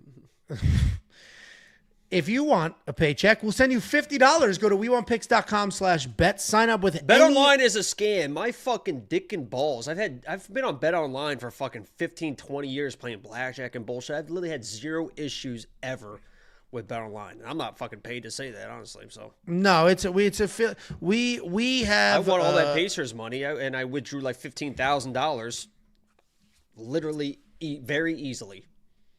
Took like two clicks, boom. Yeah. Moved it with crypto. I mean, it was in my bank account within an hour. $15,000. Yeah, crypto is probably what confused some people, but any one of these sportsbook affiliates, not just them, we have a whole bunch. Go to WeWantPicks.com/bets. Use the link, sign up, make a deposit. They're going to pay us a one-time commission. I'm going to slice off that money and slide it right over to you. What? Uh-oh. 1999, I want you both to do the truffle shuffle. Listen, Earl, that ain't happening. Oh, bullshit. Oh, I'm not gonna sit. I'm not gonna sit here for $20 and just fucking shake my stomach on a camera. How much whatever will he you? does. Keep sending. We'll figure it out when we get. We'll figure it out when we get there. Then we have Jamar Ortiz, $1.99, my favorite duo on YouTube. Appreciate it, fellas. See, this is we appreciate you, and thank you for not asking me to shake my tits and stomach. Then we have Alex NYC, $4.99, Angelo, don't embarrass me in front of my wife, and then he insults everybody that says something that he doesn't like. So true. Alex No, writing that's like a book. That's not me, Alex. Oh my God. Earl's trying to get to that number. $50, Earl. What is the truffle shuffle? You just fucking shake your stomach, right? That's it. Oh my God. Dude, I know that there's a price too. I don't know what it is, but there's no way salesman Angelo is going to fucking turn it down at some point. You know what's funny? Everybody thinks I'm in sales. I'm not in sales. That's not my job. You're a fucking prostitute. The first time I ever talked to Josh Thompson, we were talking about. Like, whoa, name drop. Whoa. Would you shut the fuck up? The reason I said the whole friends name, with Josh Thompson, everyone. The only guy to knock out Nate Diaz. Now Josh Thompson's like, come on, bare knuckle, bro. Let's fight, Nate Diaz. Let's get your rematch. Anyway, the first time I talked to him, he's like, are you in sales? I was like, no, I just talk like this. I'm not.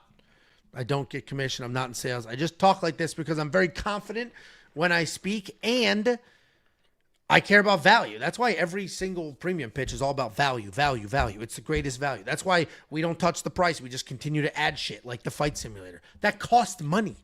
It doesn't just pop up. I don't know how to code shit. They didn't just poof into thin air. We coded it from scratch and had to pay somebody to do it. Same with the tape index. Same with the optimize. You know what's funny is when I was in, I was out of the country on a vacation in the Dominican Republic. But you do have people approaching on the beach trying to sell stuff and sell you this package and this fucking all this stuff or whatever. And they always came up to me and it's like, I'm not like a pushover. Like, I'm just going to fucking tell you no and feel no fucking remorse on like fucking no. Like, fuck, I'm not going to try to be nice. I'm not Midwest nice when it comes to trying to sell me shit. I just assume everything's a scam. It's like fucking no. Tiff gets mad at me. I'm going to look up the truffle shuffle right now because he just sent another $50. He's in $120 right now. Let me just see what it is and if I can do it. This is wild. Truffle. I can't do a fucking Ford ad read for the amount of money that they're sending me, but Angelo's about to do the fucking truffle shuffle for $100. First, you gotta do the truffle shuffle. Come on, do it. Oh my God, we're gonna get copyrighted. Oh, yeah. Do it. Hold on. Let's see. Nah, this motherfucker lifts his shirt up and then shake. Get the fuck out of here. I'm not doing that shit. I've seen the Goonies, guys. I forgot if he was just like, or if I didn't know he was like hunched over doing it. $4.99. Honestly, it was like a terrifying movie as a kid. It was scary because people are like, oh, every time we talk about movies with my girls because they want to watch movies, people are like, oh, did you do Goonies? I'm like, dude, that fucking, there's a mongoloid in it, like a creature living on the ground. Like, no. You want them to never go outside, watch Chitty Chitty Bang Bang with them. That's No, the most thank you. terrifying movie of all time. A guy literally shows up with a candy truck, lures kids from inside their house to outside with candy. Get your candies, get your candies. They walk outside and he fucking throws them in his van, takes them to a rich people's home so they dance for the rich people. It literally is the story of Jeffrey Epstein. It's insane. Why is that a kid's movie? It terrified me. I'm still terrified of that It's a fucking kid's movie? Yes. Brian Day89 says, really glad you're back from rehab, Jake. Keep your head up and keep hitting those meetings. We miss you. Oh, see? All right, here we go. I'm going to do it shirt on. Here we go. Oh, my God. He just goes like this, like. Oh, yeah, I can raise the camera. Hold on. I don't know what this channel's turned into. I just remember a couple years ago when I couldn't even fucking make a joke without Angelo losing his mind. Now he's doing the truffle shuffle for $100. It was 120. Was he just like? I think that was it. Was that the truffle shuffle? Was that it? That's what it looked like. That's what it looked like here. Yeah, that's what it looked like here. He just went. He just did it. That's what he did. So there we go. There's your truffle. There's your truffle shuffle. All right. Let's go ahead and move on. Guys, if you want to become a premium member, wewantpicks.com. Click become a member at the top. And you can't be mad. I fucking did it. You can't be mad if you don't think I did a good job. I did it. Knowing full well it's going to get clipped and fucking Jacob's going to put it in a story with some fucking fat guy music in the background or some shit. Ice cream truck music. So I get it. It's going to be a fucking GIF in the Discord. I know what's happening. I did it anyway. So if I didn't do it great, all right, just a little bit of appreciation for me putting myself out there knowing full well what these sons of bitches. Eric Franklin with the 2-spot. What happened to us? I don't know. Guys, I wish you could have been here 3 years ago when I literally was scorned offline if I made more than 2 jokes a podcast by Angelo. Literally got talked to about we got to be professional. We got to fucking, you can't do this. We can't do that. And now I just watched, I don't know what the fuck I just watched for $100. Trying to listen. People are like, for that dude to send that is like crazy. That's a crazy thing to do. And I felt like I was robbing the guy. Like, I'm not asking him to do shit, and he's sending it, and then I just felt an overwhelming obligation. Like, this is somebody who watches us, who supports us, and then literally did that. I got to fucking do something. So, no, I'm not going to do the whole thing the right way, but you'll get half of it. Listen, UFC 317 is this weekend. Couple of weeks is UFC 318. We have the Derek Lewis fight night card. We have... What would he do for $200? No, stop. Because I get like that. Yeah, okay, that was the most. No, stop, no. No, because no, that I'm literally serious. was like the Willy Wonka fucking. Oh no, don't, no, stop, no. Yeah. What a joke. Oh, look at this. And this is 100% true. Why feel bad? SaberSim rob people every day for half of what WWE offers for $10. Yeah, this is from the DraftKings pitch. SaberSim has a fight simulator. They charge $100 a month for basic access. The full access is $300 a month. We have the exact same shit. It's included in the 10. So I agree. That's what they're doing. Guys, we appreciate you. You want to get premium, get premium. It's on the website, weownpicks.com. I'll be at UFC 317. I've mentioned it 10,000 times, but I genuinely want to shake hands and say thank you to anybody who has supported us, especially if you're sending money to get me to shake my tits. And I'll be filming a vlog for UFC 317 with the wife. Please, for the love of fuck, be nice to my wife. She is Guys, I'm telling you right now, intimidating. that's not even like, oh, be That's nice for because you. she's I'm doing that for you. Literally, that's not a fucking please be nice to her because I want her to enjoy the experience. So she's gonna fucking take your head off. And that's not even. I'm not even trying to be funny. That's fucking. It's bad. And then I'm going to have to hear about it later. So it just sucks for everybody. So just be nice.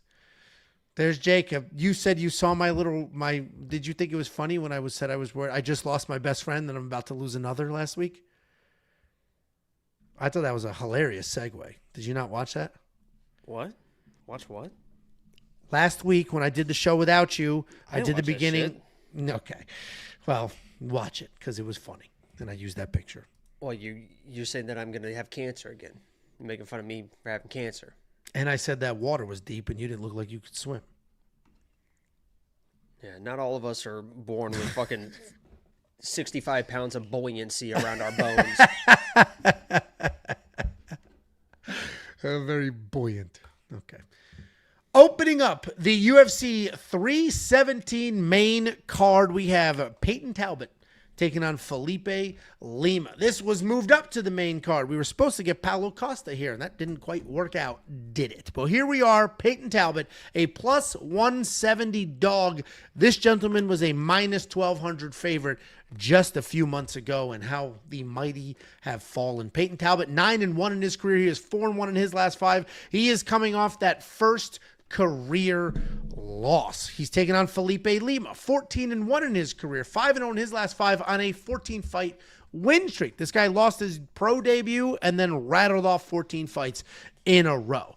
I mentioned this a few times, but this might be one of the biggest swings we have ever seen in odds from a single fighter from fight to fight. From minus 1,200 to plus 170 in a couple of months is crazy. There's no injury. He just lost to an old man that had 5 Brazilian national championships in wrestling. The reality is Payton Talbott is still a very good fighter and still a good prospect. He's long. He uses that length really well. He's got good power. He's got good movement. He finds his spots. He's got incredible pace. He gets, like, when I say he finds those spots, he ends up in the perfect position to land these beautiful, clean shots that just puts people out. Payton Talbott's got great footwork. He is an absolute talent. Now, is he the guy that they were trying to convince us he is? It doesn't seem to be that way, but we'll find out in this fight. He's taking on Felipe Lima. Felipe Lima is very well-rounded. He has creative striking, solid grappling. He'll throw spinning jump kicks and then shoot doubles. A tornado came around my room. He'll pick you up. You came and used See, like, what autism, what autism fucking triggered that I say that kicked this off? Southern California, much like Arizona, my like, what was the fucking trigger for that? Thinking about you, you know. What is it? Stemming? He's stemming. Somebody just give him a fucking hug Check and tell him it'll be okay. You should get it, honestly, but you probably don't even know who the guy is, honestly. Do you know who sings that song? Frank Ocean? Is it really? Yeah, so you should understand. I just said that name. Why would I understand that? Payton Talbott is fucking Frank Ocean. Oh. He's actually a gay? I thought he was believe like- that he I thought he is a said, like, homosexual. Oh, I thought he's like, yeah, I'm fluid. I don't know if Everybody he is cares. or not. It's all alleged, but it seems like they're best buddies, and Frank Ocean's a homosexual. So it seems like these guys, there's nothing wrong with being friends with the homosexual. I think Payton literally said, like, he's like, yeah, I float both ways. It was both ways. What do I care? Yeah, I don't know. I didn't know it was like know. official. Well, Listen, anyway, if I'm friends with Angelo, Payton Talbott can be friends with a homosexual and not be homosexual. I don't know what that means. Why was I the comparison? Because you're a homosexual. No. Listen, Felipe Lima can do all the things. You That just guy's did the truffle shuffle for $100, and you're telling me Whoa. if somebody gives you $1,000, you're not sucking a dick? Get the fuck out of here. not happening. Guess we'll find out here in a few days. Oh, what's a ZJ? Felipe Lima can do all the things. He can wrestle. He can strike. He's very well-rounded. He's very dangerous. He's got plenty of cardio. He can do quite literally everything, and I think his ability to do everything is why he's going to win this fight. Threatening the takedowns after the PTSD that Payton may have for not being able to defend all of those takedowns. I think Felipe also has creative striking, so it's not just one-dimensional shot after shot after shot. Felipe is going to be the pick, but we're getting to a point where these odds are a little, like they're starting to get a little too wide, and we may end up with Payton Talbott winning this fight and everybody being like, okay, yeah, all right. He lost to Hines Barcelos, who just beat a former world champion in similar fashion. Like, okay, my bad. So I'm going to pick Felipe Lima here, but, you know, the Payton Talbot fall from grace seems a little bit like it's overcompensated. Yeah, definitely. Obviously, win this fight. Hold on a second. Go back. Yes, sir. Wow. Took the time to update odds on one side, but not the other. Extremely disappointing. Oh, man, that's been the case this whole... So here's a little fact for you. These odds here are from Sunday. So on Sunday, Felipe was minus 179. Today, minus 200. So there you go, a little midway point. Let me start by saying I've been a Felipe Lima fan for a while. Obviously, he signed with the UFC last year, and I immediately was like, I think him and John Matsumoto. Hey! Is don't be racist, Angelo. I said that they were the two best prospects at the 135 division. I've been very high on Felipe Lima. He's an unbelievable striker, unbelievable wrestler, and I don't give a flying fuck if he's friends with Chimaev. I'm tired of fucking everybody that trains with Chimaev is supposed to be a fucking world killer. Fucking Garam trains his best friends with the guy and is a fucking shitbag. So I'm not fucking picking Felipe just because he's fucking friends and trains with Chimaev. I get it, guys. But that's not a reason to pick a fighter. He just is a very skilled fighter. But the Payton Talbott stuff is very, very overblown. He got out-wrestled. There was adversity. He fought through it. On the feet, he was landing straight. He's still a very dangerous striker. There's nothing that changed in the striking. He was landing in the striking. He just kept getting taken down. Even in that third round, nice little lat drop. He was on top of Hines Barcelos. He got a takedown, yeah, it's like... People just think that he was absolutely mauled with no success. On the feet, he was still having success. He just got out-wrestled a little bit. Felipe Lima comes in and thinks that he's just going to wrestle against Payton Talbott. I think he's got another thing coming. I honestly looked at this fight and I'm like, am I going to pick Payton Talbott? Because in the striking, he's still a fast, dangerous striker. Felipe Lima is going to be the more technical guy, should have the more volume, and should be able to mix in a takedown or two if he needs it or to win rounds or whatever situation. But if Felipe Lima comes in overconfident and does some of this spin, I don't want to see any of the spinning bullshit. I'm picking Felipe Lima. I have a bet on Felipe Lima. I think that he should win this fight. But if he comes in and starts acting like a fucking asshole in the striking with all his spinning bullshit, the spinning kicks and the spinning elbows, Payton Talbott will make that read and put his fucking lights out. Be careful in the striking, mix in the wrestling, but you don't have to force it, surprise him with it. You got the hands that can set the shots. That's when you can get the takedowns, not when you're just shooting immediately. Set it up with the combinations, level change, get your takedowns to win the rounds, get the fuck out of here with the win, because Payton Talbott is still a fucking very, very, very dangerous striker with the knees, with everything that he throws. Be careful on the fucking feet, get your takedowns, get out of here with a win and keep moving up, because I'm picking Felipe Lima, but I mean, if this is a striking match, Payton can fucking still hold his own. It's not like he all of a sudden just can't strike. I mean, what the fuck is going on? No, I agree. I agree with all of that. I think Felipe's path is not just straight wrestling, because if you're only wrestling, then Payton could take over, right? You defend a few takedowns. Yeah, Felipe can wrestle. He's got to mix it up. He wasn't I mean, Hines was a national champion. I know it was only Brazil, and people were like, yeah, but Felipe trains with Chimaev now. Yeah, like fucking, so what? He didn't grow up in fucking Georgia. There's fucking how many millions of people? Hines Barcelos was the fucking best wrestler in all of Brazil at one point. 5 years in a row.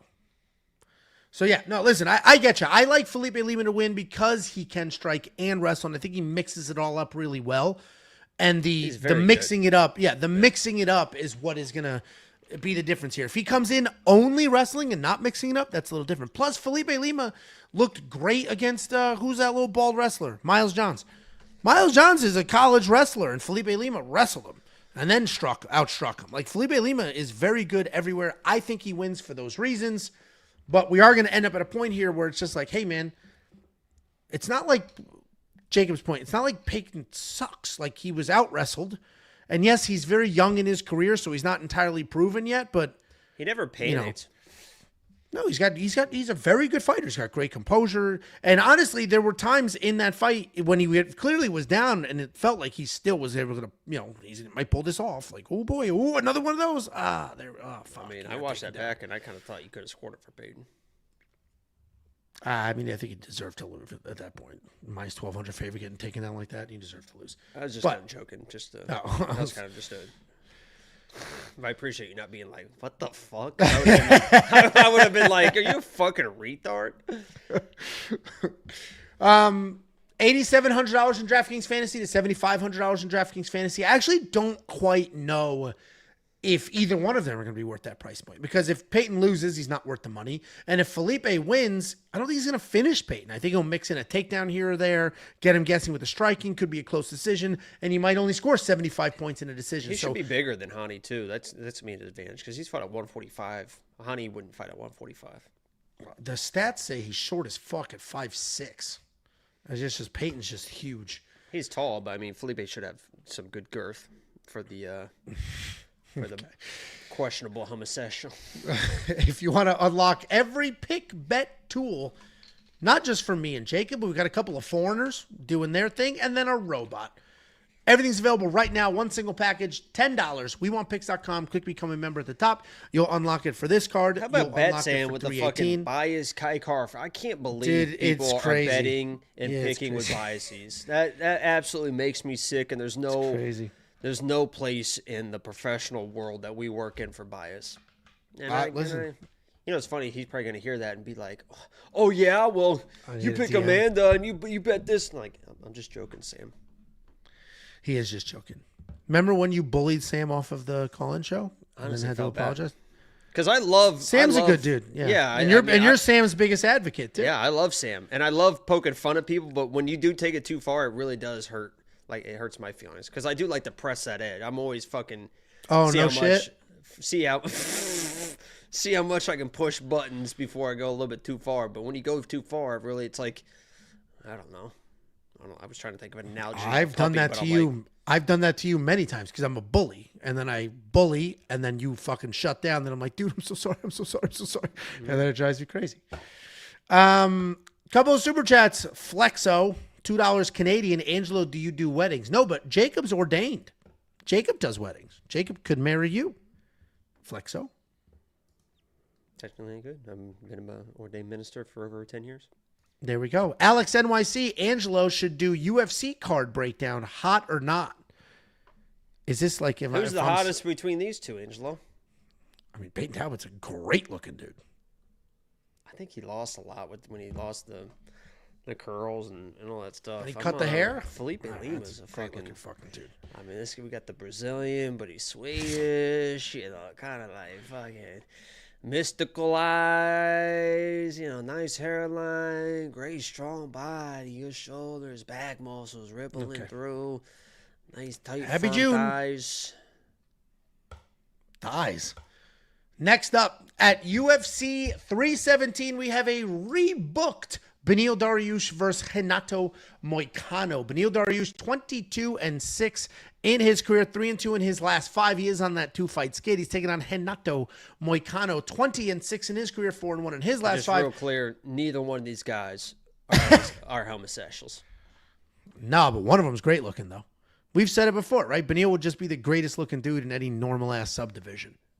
He's just a great-looking, random-ass dad. His ears fucked up. He's basically George Clooney, yeah. Yeah, he's just a great-looking, random dad. And before everybody gets like, I saw comments, old man Beneil. These two dudes are the same age. He just has gray-ass hair. They're the same age. So people talking about Beneil's old. Not only are they the same age, he's probably not as worn out as Renato because he had such long layoffs in between fights. But we got Beneil Dariush. This guy is very good and at one point in time was everybody's uncrowned king. He was on that 8-fight win streak. He was knocking people out. He was out grappling people. He was subbing people. He was doing anything he wanted to. He's getting takedowns. He is a former no-gi BJJ world champion where no gi matters much more than gi in MMA. And then if you go watch that Gamrot fight, his scrambles are some of the best scrambles you'll ever see in your entire life. He's taking on Renato Moicano. Renato Moicano is a pretty good fighter who has his own little rise to fame over the last couple of years. He's got decent technical striking, not a ton of power, but he's got decent technical striking. He obviously has high-level BJJ, and he's tough as shit. He is absolutely tough as shit. He's not quite the most durable guy in the world. We saw that when he's been dropped a few times. He has been knocked out, but he is tough and he doesn't quit. We saw that in the Jalen Turner fight. Jalen Turner one-hitter quitted him. Renato Moicano fell down like a tree, and Jalen just walked off instead of landing a few extra punches to get the referee to stop it. And Renato came back and won that. One shot, kid. That's one shot. Who was that? I don't know. Oh, didn't he say? Oh, Ronnie. Yeah, my man Ronnie. That's one shot, kid. That's one shot. Yeah. I was like, I can picture him running away, yelling it. That's one shot, dude. He was so hyped. I couldn't imagine being a fucking dude like him and sleeping somebody with one shot on the fucking with boardwalk. Cameras everywhere. With cameras, and he fucking been drinking all night and just fucking sleeping somewhat. Oh, that's one shot, kid. That honestly has to be a real, like a life highlight. That has to be incredible. God, incredible. Run. Ryan, stop. Anyway, we'll be writing a letter to you all because you're ruining this pick for me. And first of all, that letter transition was absolutely spectacular. And if you've watched Jersey Shore, there's a whole episode about a letter like that. I'm proud of myself for that one. More than one episode. You guys are ruining this for me because I broke this down when it was supposed to be at UFC 311. And I picked Beneil then. And I broke it down before everybody else. And I'm like, listen, guys, I understand Renato's like on this 5-fight win streak or 4, whatever it was at the time. And I understand he's good at all the things. But Beneil Dariush is an objectively better grappler than Renato. Renato doesn't have one-punch knockout power. So how is Renato winning this fight? He's not going to out-grapple Beneil. He's not going to one-punch knock out Beneil. How is he winning this fight?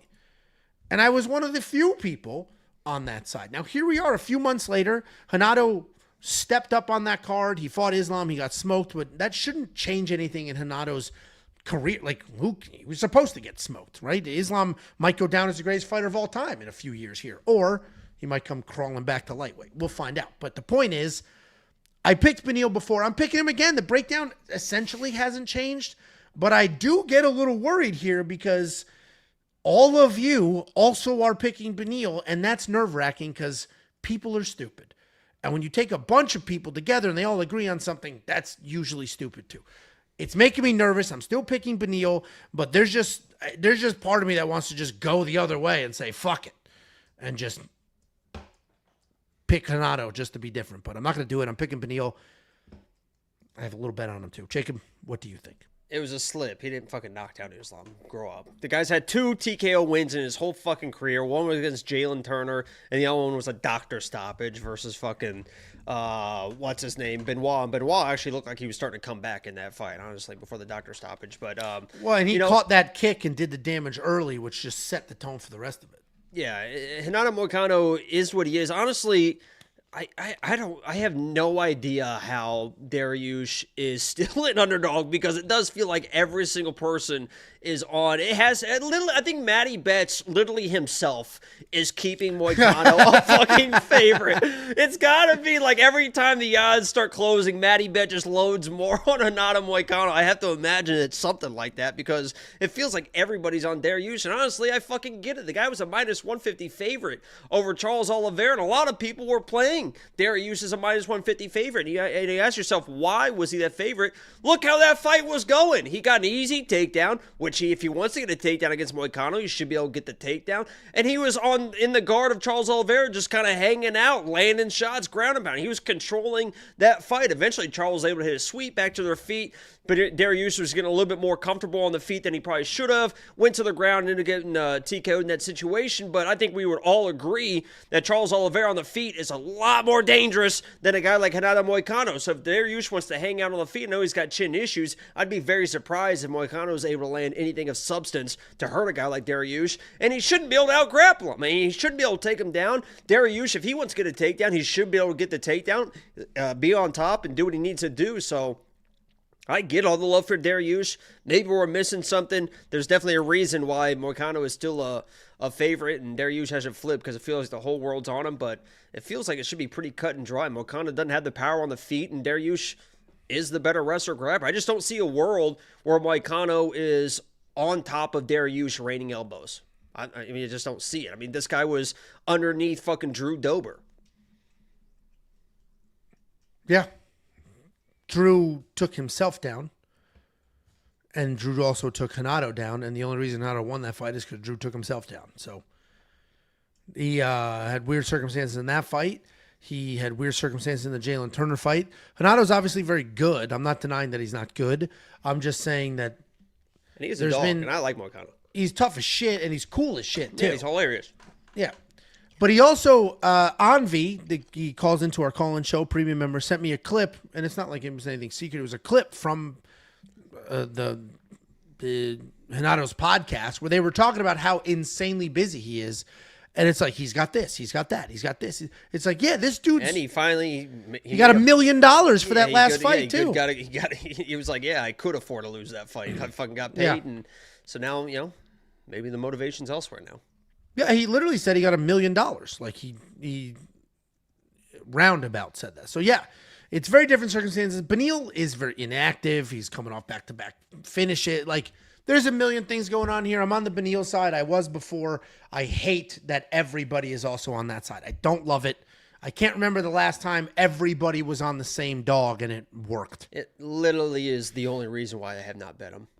Because everybody's on that side. It's just like, yeah, something's fucking going on here. Well, I can't think of a time where it's literally everybody was on a dog and then dog won. I can't. I don't think it happens. I mean, literally, I say it every time. Every time I upload Lock of the Week, and 80% of the comments are like, yeah, I agree. I'm like, well, fucking, I lost. Yeah. So it's going to be interesting. It's going to be a fun fight. I'm looking forward to it. It's a great booking, $7,800 in DraftKings Fantasy to 84. There could be a finish in this fight. Beneil's jiu-jitsu is spectacular. Jhonata could end up like on top, catching a kick and just raining down elbows or something like he did in that fight with Benoit Saint-Denis. It's a weird fight that can go a lot of different directions. And if you want to head towards that direction, nice segue, some winning bets, go to WeWantPicks.com, click Become a Member at the top. You'll get every single pick bet tool instantly. You'll unlock all of it. No cross-sell, no upsell, no bullshit. All of it, one spot, WeWantPicks.com. And it's for an entire month, which will include UFC 318. And Dariush got paid because they were supposed to fight whenever. And he got his show money or something, right? Double pay, yeah. Yeah. Next up at UFC 317, we have Brandon Royval taking on Joshua Van in a somewhat short notice matchup. This was put together about, I don't know, a month ago or so.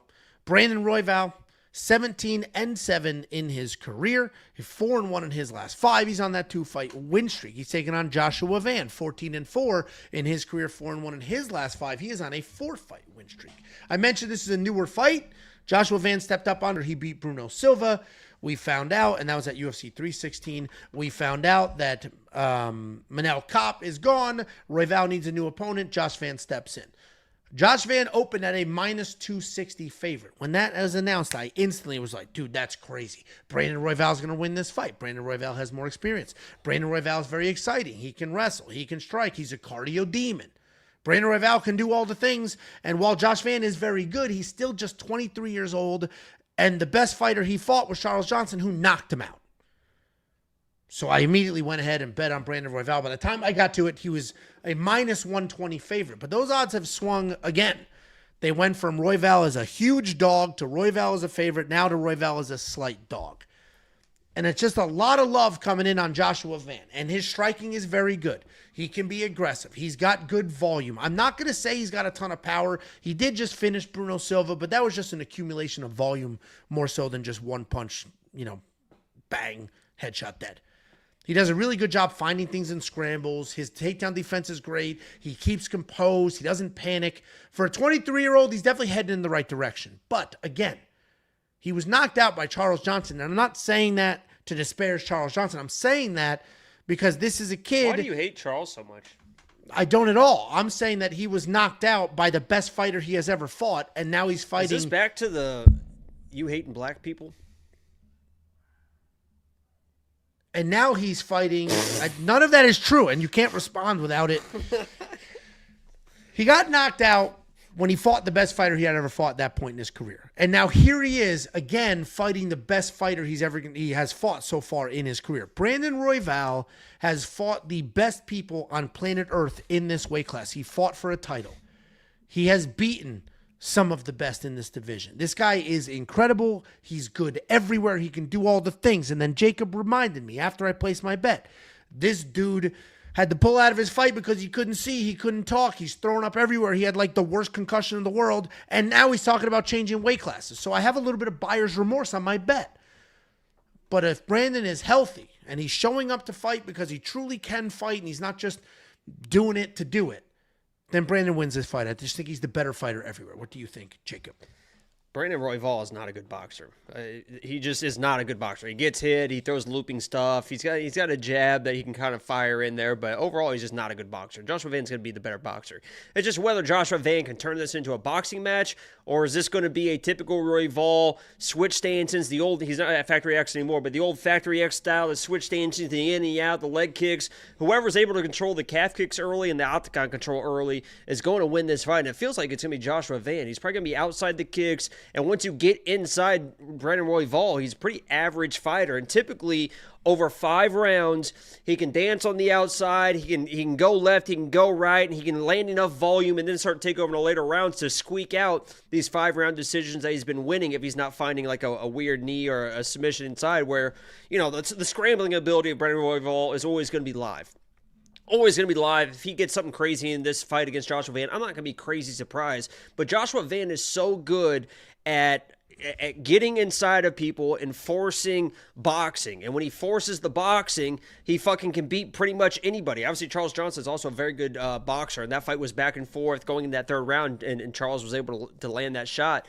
But Joshua Van can easily outbox Brandon Royval. He's just got to get inside the boxing, which I think he's able to. And the other thing that Royval excels at and that's been winning him fights is that cardio, is that pace, is that volume. In 3 rounds, that's all condensed, and you're not going to out-volume a guy like Joshua Van in 3 rounds. I mean, just he can match the energy that Brandon Royval is going to bring in the fight. So without the kicks to keep at space, if Joshua Van hangs out and is getting kicked, you see him eating the leg kicks and all that stuff, then it's going to look like a Brandon Royval typical win. But it just feels like Joshua Van knows that's coming. He's very good at getting inside with the footwork, cutting off the cage, crowding you, and then once he crowds you, he works that volume. And Brandon Royval, he gets hit a lot. He's a tough dude, but as Angel mentioned, I think we'll see if that chin is going to have any issues in this fight, because he's going to get hit a few times against Joshua Van, who typically is a decision fighter, but could find a late finish or something crazy here. I'm going Joshua Van. He's the better boxer, and he's going to turn this into a boxing match, and if he does, he's going to win pretty easily. Are you factoring in that concussion at all, or that was just information you were throwing out there? No, like just, I mean, like we might see Royval get chin kind of for the first time, but I mean, he was dropped by Matt Schnell. I mean, and Matt Schnell does have good boxing, but I mean, Brandon Royval does not have very good boxing at all.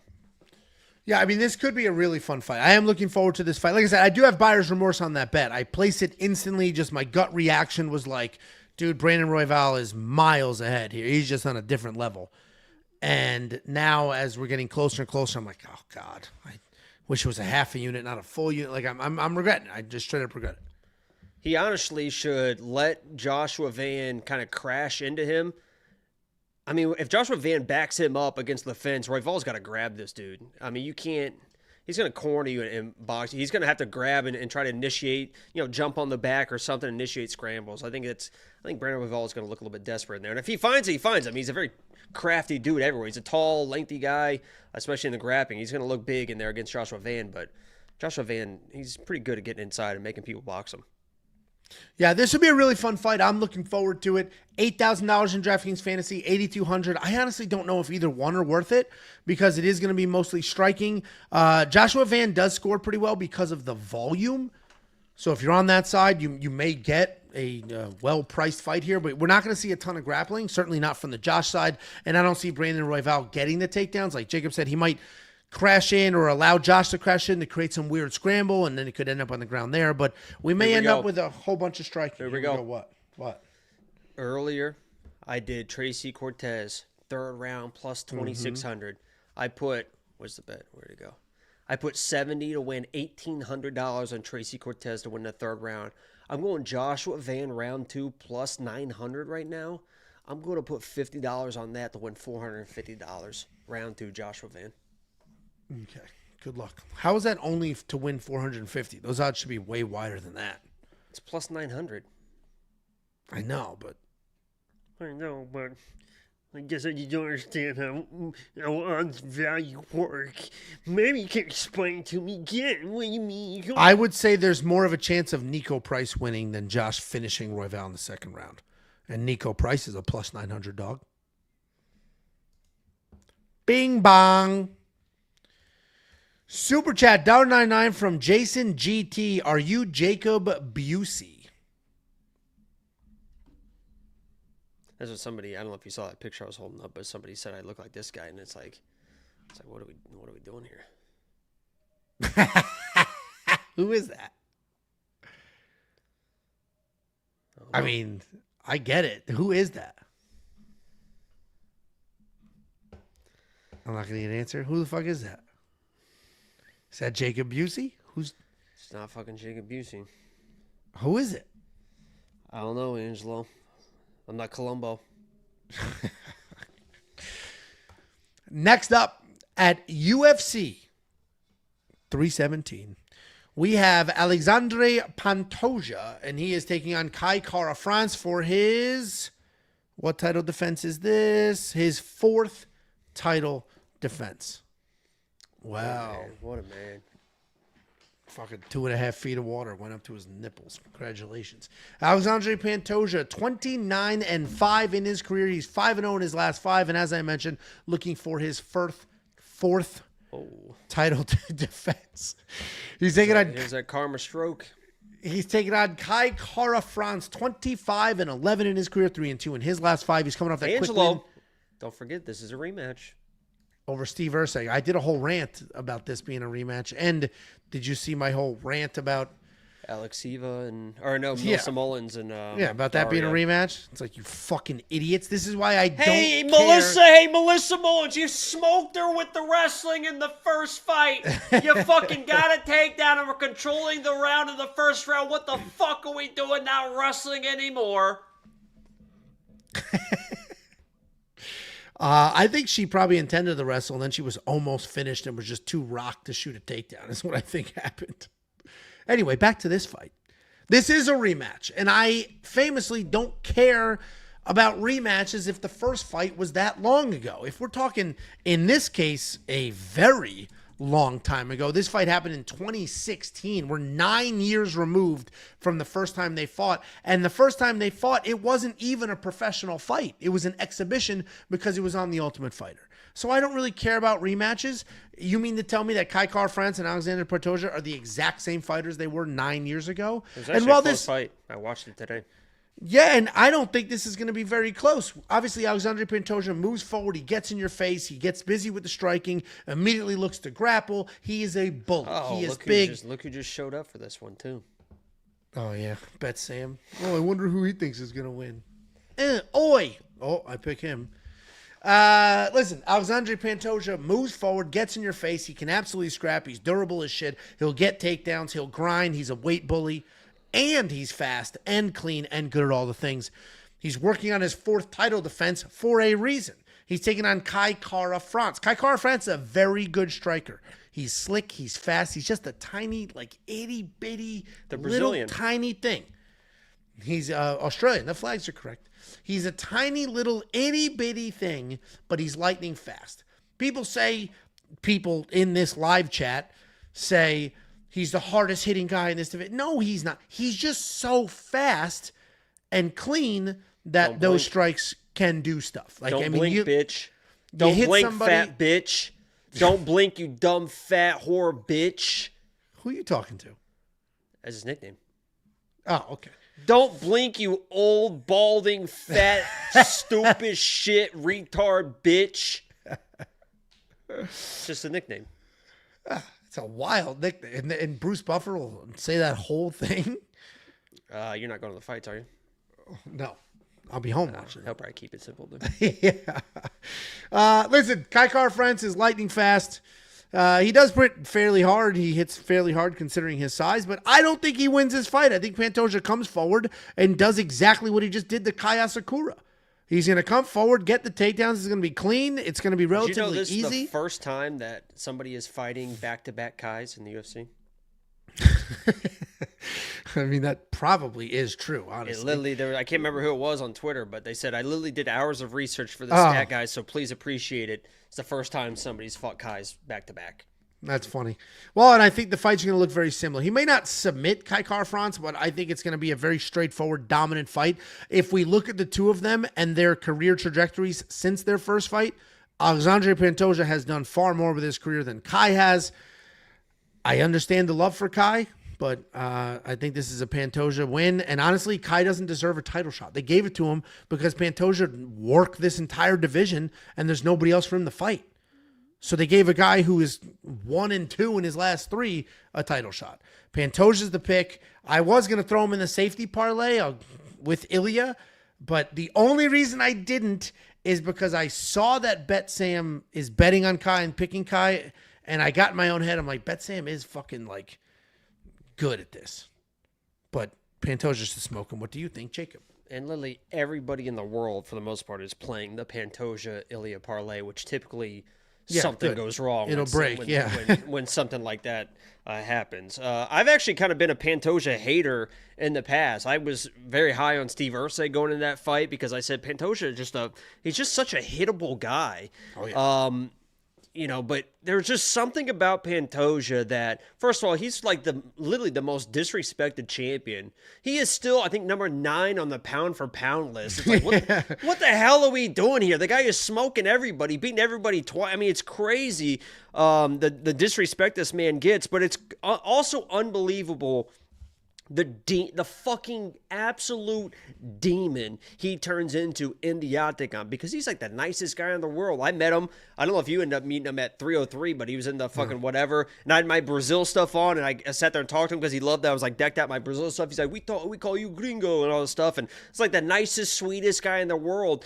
And then he gets in the octagon, and he literally, his eyes look like he is not I mean, it is fucking like demon-like how motivated he gets. And it is just literally, you could hit him, but he is just going to walk through it. Okay, you got good takedown defense. I don't give a fuck. I'm just going to muscle you to the fucking ground or jump on your back. He is just that motivated when he gets into fights. The issue I have with Kai Kara-France is, yes, Pantoja's hittable. Kai Kara-France could land a shot and maybe hurt him and knock him out. That is a possibility. There's a reason why Pantoja's not minus 500 or minus 600. He is going to be live for that type of situation.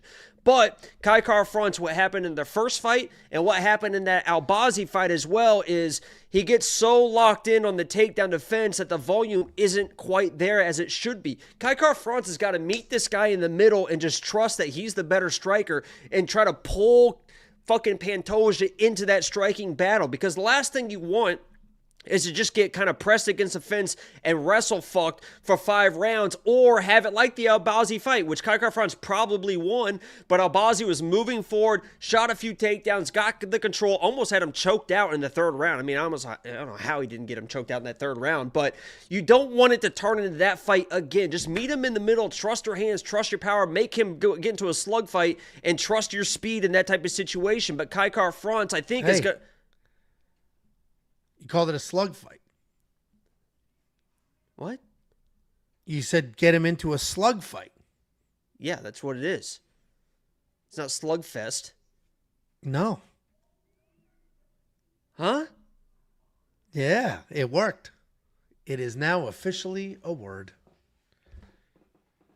Guys, it was a joke. I obviously said that for fucking, it was a joke. I did it. Guys, I did it. I manifested a word, and now people are using it. I did it. I fucking did it. And everybody knows where it came from, too. I fucking did it. It was a fucking joke. Yeah, I bet it was. That was the most subconscious. That's like, call it for mommy when you get hurt. Okay, Just yeah, watch that out. back. You understand. I literally winked right before I said it. Like, it's fucking... It's a joke, but you gotta turn this into just a fucking battle off the rip. But it just feels like this is going to be like Corey Sandhagen versus Umar.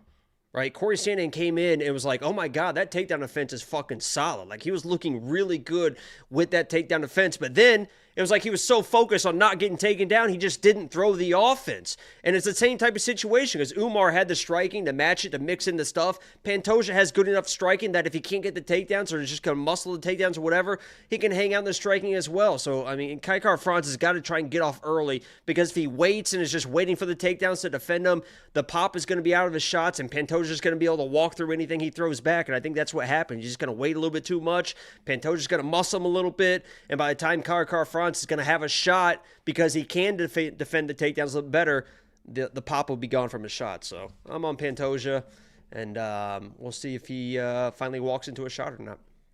Well, and he earned his title shot with a win over the most overrated dude in the division, Steve Erceg. Like, what are we doing? I don't think he deserves to be here, honestly, and I think it'll look like that. Who else? Well, that's the problem. I actually pulled up the UFC rankings just to talk about it, and it's like, oh, Pantoja already beat the number 1 and number 2 in the world. Number 3 just lost. Number 4 just lost. Number 5 pulled out of his fight. Like, there's literally nobody else. Pantoja's either beaten them all, or they all just lost. If Joshua Van beats Royval and then Van fights Pantoja, I mean, Pantoja's gonna fucking smoke Joshua. There goes another prospect. Yeah, he's not ready for that. No, it could quite literally be too much too soon. So we'll see. That's like if last week if they gave Rizvan the win over Curtis Blades. Now this dude's ranked number 5 in the world. He is ranked now, even off the loss. I mean, because they removed John and they had to find a spot in the 15, so he's number 15. Gave now. it to him. Yeah. I mean, because the reality is, like, that was just more about Curtis Blades being overrated as hell than it was that this dude's number 5 We got fucking our boy Biggie Boy out there fucking sleeping people and whatever those fucking dirty boxing stuff. Why the fuck is he not still in the UFC? Fuck, man. I mean, it is. He's a little boring, is why, but it is crazy because he's not bad. He's good. Didn't he win his last fight too? Dude, it was like 5 of his last 6. He was like on a fucking nice little roll there. Yeah, no, I know. Well, either way, Jacob and I are on the same side of this fight. $9,000 in DraftKings Fantasy for Pantoja. I'll probably spend it. If he doesn't get a finish, he's got 5 rounds of takedowns and control and work. This guy does not stop. I watched him fight live against Brandon Moreno, and it was a war, a straight-up war. Yeah, the best part about Pantoja, too, is when he does wrestle, even if he doesn't get the takedown, because a lot of times optically, if you're trying to wrestle, you shoot a takedown. If you don't get it, it looks bad for you because it's like, oh, when Pantoja shoots a takedown, if he doesn't get it, he strikes off of every takedown attempt with a shot, an elbow. He'll throw a kick after if you're trying to circle off. So even in those failed attempts, he's still winning the exchange, which I think is a very high asset for his fighting style. Yeah, and you can check out every single pick and bet that we have on this fight and every other fight. We do have quite a few bets here. Go to WeWantPicks.com, click Become a Member at the top. It's only $10 for an entire month. You can unlock quite literally everything with one click. There are no upsells, no cross-sells, no weird bullshit. Everything. One package, WeWantPicks.com, click Become a Member at the top. We have a $2 super chat. I don't fully get this. People forget the time when Pantoja slept Islam. Is that just a straight up joke, or is there a dude that looked like Islam? Like anytime they do highlights of Gaston Bolanos and they say it's Ilia Topuria? I appreciate you, PG. Explain that one, though. You're going to have to. Giordani with the $9.99 for Jacob's loss on the Pacers. Oh, this fucking guy. Oh, my God. Yeah, thanks for the $9.99, Giordani. The first thing, the game isn't even over. And He rubbed it in your face? I'm getting better. He didn't actually, it wasn't like rubbing the feet. He was just like, I told you it was always the Thunder or something like that. But the game isn't even over, and he's sending me bet slips and voice messages talking about the fucking Thunder and stuff. I've got my fucking... Poor Tyrese is fucking in the back in a fucking wheelchair, and this guy's sending me messages. Thanks, Giordani. I appreciate it. We do appreciate Giordani. Giordani from Young LA. We appreciate you. I was sporting the Young LA all over the Dominican Republic for sure. I love it. I love that fucking stuff he sends us. Because it's what is crazy. It's fucking nice ass shit. I think every day I had a Young LA shirt on in the DR. What is crazy, and this isn't like an ad or anything like that. What is crazy is it's just so high quality. When you and I opened it for the very first time, we'd never worn Young LA, haven't, and then we like open it, he sent this stuff, we're like, dude, this is nice shit, dude. Yeah. Oh my God, it's heavy, it's I've got obviously this hat, and then I'll be young LA'd out. I got to do a couple of sit-ups, though. He called me a fat bitch in one of his voicemails the other day. He's like, you fat... I forget how he worded it, too. And it had to do with the dog. He said, I'll send you a new box tomorrow, boys. Love you guys. You deserve all the praise for what you do for this sport. Yeah, Giordani's a day one. We didn't even know. I didn't even know he was, yeah. Yeah, until he's one of the he just started day speaking one, up. ones, like literally day one, day Yeah, ones. he just started speaking up. No, we appreciate him and We gotta everybody get in else. touch. Giordani, are you going to be at, if you're going to be at the fights, Angelo will be not at the fights. I've already asked him. No, he's not going to be there. I wanted to go to UFC 319. That's in his neck of the woods. Chicago? Yeah. And then Noche, like, I don't know if I can afford to go to all these fights. That's the problem. This shit gets expensive We need quick. to find one. Maybe we'll San Antonio. Maybe we should all try to go to San Antonio or something. Noche, we should definitely do Noche. I mean, that's crazy. I'm not being in a fucking car 5 hours with you, tell you that. So fly. It's $100. Do you still wear the adult diapers? No, I just pee in the jar and I dump it out the window. But seriously, are you past that now? I know you're having issues. Saying "but seriously" will actually convince people that this is. I thought you talked about it. It's not. I didn't mean. I'm sorry. I thought that you had talked about it before. No, I thought it haven't. came up before. It has not. So you are out of them. I'm a grown man. Grown man. I did it. Next up, at UFC 317, we have the main event of the evening. We have Ilia Topuria abandoning his own weight class and his own belt to move up in weight to become a 2-division champion. He said the weight cuts were too much, and we're about to find out because he's not the biggest guy in the world. But we'll see at weigh-ins, at the face-offs, and inside that octagon if Ilia Topuria is big enough and good enough to win a second belt. We have Ilia Topuria undefeated in his career at 16-0. He's obviously 5-0 in his last 5, coming off that knockout win over Max Holloway. He's taking on Charles Oliveira, the former champion of this division, 35-10 in his career, 3-2 in his last 5. He's coming off that backpack win over Michael Chandler, where he wrestled his little ass off. Ilia Topuria, as we all know, is an incredible boxer. He's got unbelievable movement. He's got great striking. He's got good power. He's a Georgian, even though he doesn't live in Georgia anymore, but he's been wrestling since he was born, so he's a phenomenal wrestler as well, and the power seems to be insane. When he knocked out Volk, it's like, Volk's old. It is what it is. When he knocked out Max Holloway, bad. Knocked that dude out, then it was like, oh my God. This guy hits hard. He's taking on Charles Oliveira, the former champion of this division. Everybody loves Charles Oliveira. Everybody appreciates that all Charles Oliveira fights are a ton of fun. He has the most amount of submission wins in history. He's got great hands. He can drop people. He can outstrike people. If you listen to Joe Rogan on the commentary, he's the cleanest, most technical striker the UFC has ever seen. So we have two guys on different ends of their career. Did Ryan Hall just never exist? Ask Joe Rogan. Joe Rogan's the one glazing Charles Oliveira, not me. You mean Ilia? No, Charles. Joe Rogan glazes Charles Oliveira. He fucking loves Ryan Hall, too, I'll tell you that. Well, Dude, anytime he looks at a leg. Dude, every time that Ilia was even close to Ryan Hall, when Ryan Hall was on his back, he's in trouble. Whoa, he's in trouble here. He's in trouble. Ryan Hall, the second he would invert, whoa. He's in real trouble here. He's in something. Joe. It did not age well. I mean, the reality is this is a fun fight. This is a fight that I didn't love at first. When they announced this, I was like, oh, God, who? Because in my mind, I was like, Ilia's just going to destroy this dude. Like, I appreciate Charles. He's a ton of fun. I love seeing his name on a poster. And, like, I love knowing that he's going to fight. But, like, he gets dropped in every fight as it is. And people were just too afraid to follow him to the ground, so they give him 30 seconds to compose himself. Ilia Topuria is not that guy, and what he did to Max Holloway was like, holy shit.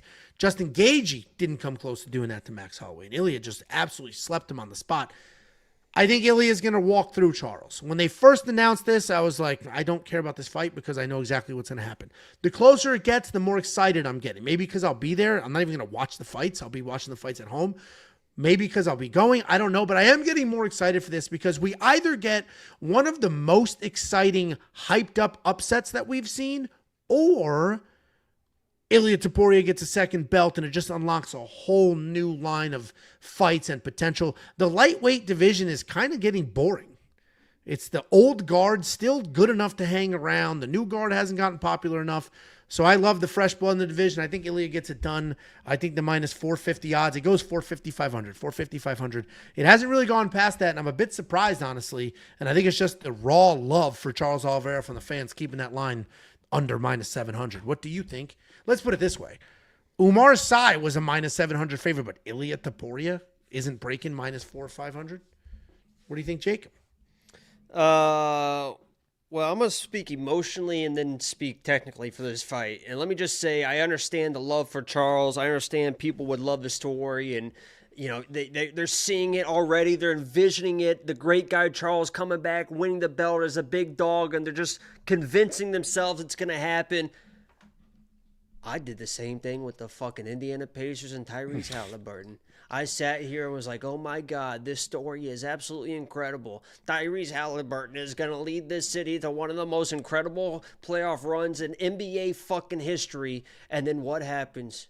It fucking just all goes to absolute fucking hell. If Tyrese Halliburton can blow out his fucking Achilles in a Game 7, Charles Oliveira can get fucking knocked out in the main event versus Ilya. Unfortunately, fairy tale endings fucking never happen, especially when you really want them. And I know everyone wants Charles to win this fight. And I will say, he can win this fight. I mean, it's not like a lot of people, and it seems like Angelo as well, act like this guy's got no fucking shot in this world. Like he can't strike. He's just going to get mauled. Everyone's saying that Ilya's going to come through. Even Ilya's like, I'll finish him in the first round. Motherfucker, you haven't finished anybody in the first round in 5 years. That was Damon Jackson that you actually kind of knocked out. The other was a ground and pound to Ryan Hall. Ryan fucking Hall almost made it out of the fucking first round against Ilya. Charles hasn't lost in the first round since fucking 2015, and that was an injury to Max Holloway. It's not like Charles Oliveira's getting slept left and right in the first round and Ilya's smoking everybody.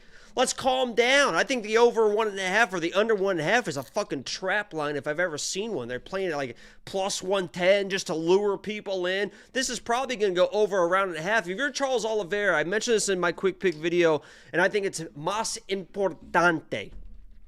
Charles Oliveira needs to decide. Is he going to be Charles Oliveira, or is he going to try to win the fight?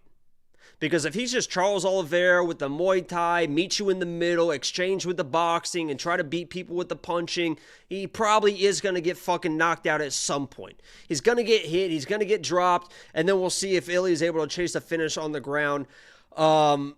If you're not going to beat Charles Oliveira and you want to win this fight, you have to fight, and this is going to sound stupid, but stick with me. You have to fight like Ryan Hall.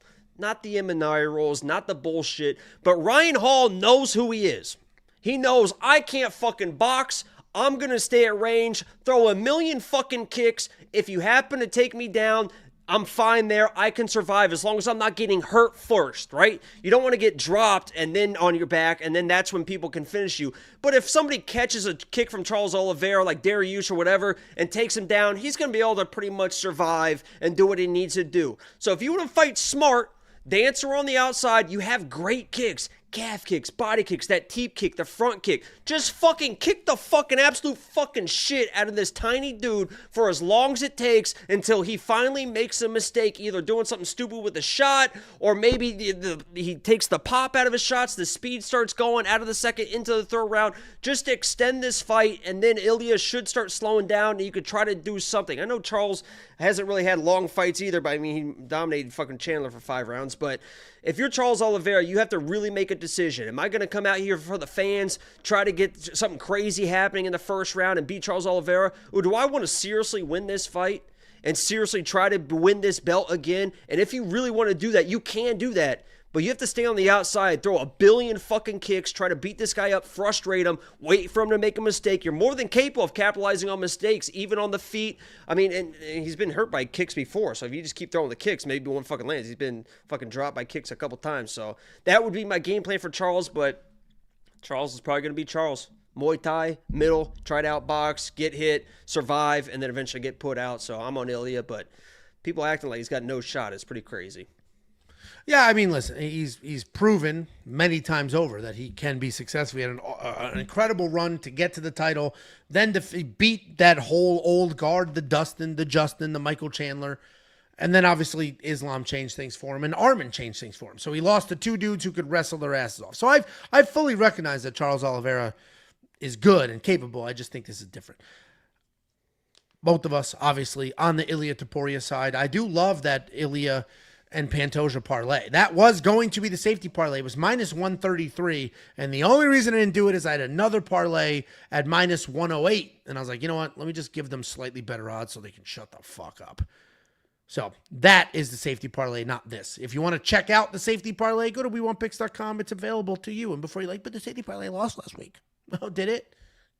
Did it? Fucking idiots. Where were you when it hit 6 in a row? We'll be fine. $9,300 in DraftKings Fantasy for Ilia Topuria.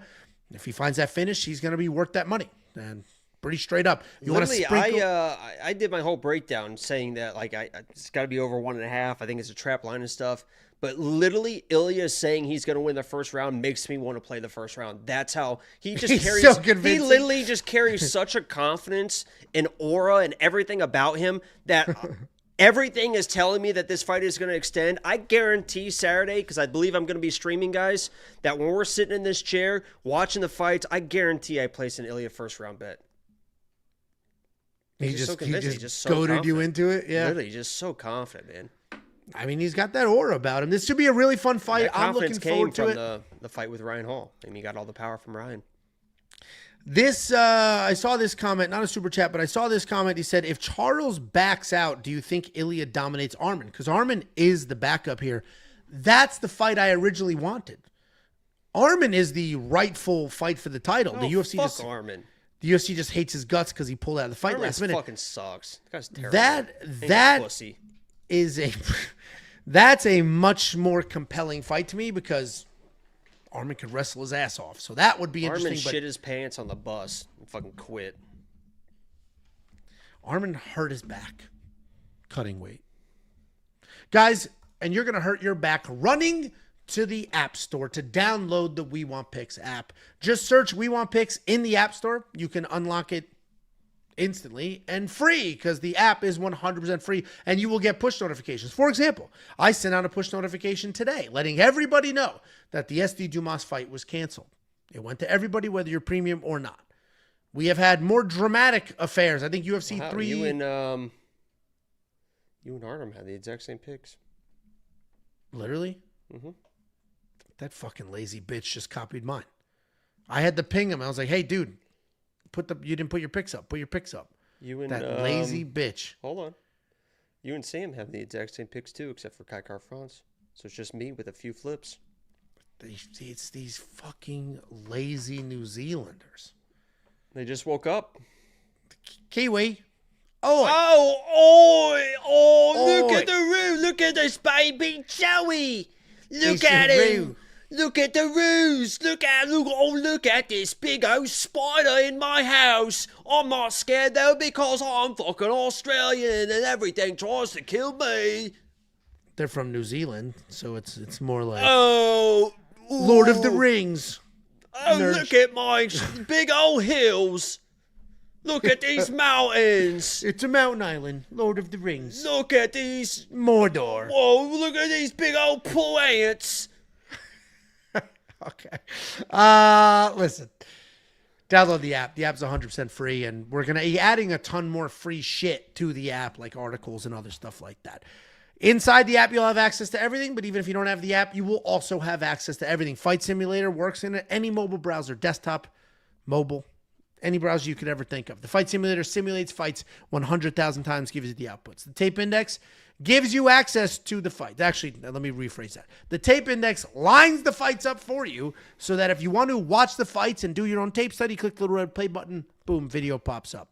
We have a DraftKings optimizer that builds lineups for you. We have a data analyzer. This is your one-stop shop for people doing research. It lines up your fighter next to their opponent, all of the meaningful stats, and then you can add filters and say how many strikes do they land in losses and wins, and you get the full breakdown of their career right there for you. We have a line movement tracker, which will give you the opening odds, current odds, win probability, and line movement for every fighter on every card. A prop hunter, which is a curated set of data specifically designed to help you find prop bets. And you're going to get more than just me and handsome Jake. You got Bet Sam, you got Artem, you got the robot picking fights based solely off of historical information. Guys, it's $10 a month. We appreciate the support. Anybody in Vegas the next couple of days, hopefully I get to meet you. And good luck this weekend. Jacob, any last words for the people? Hopefully your plane didn't crash.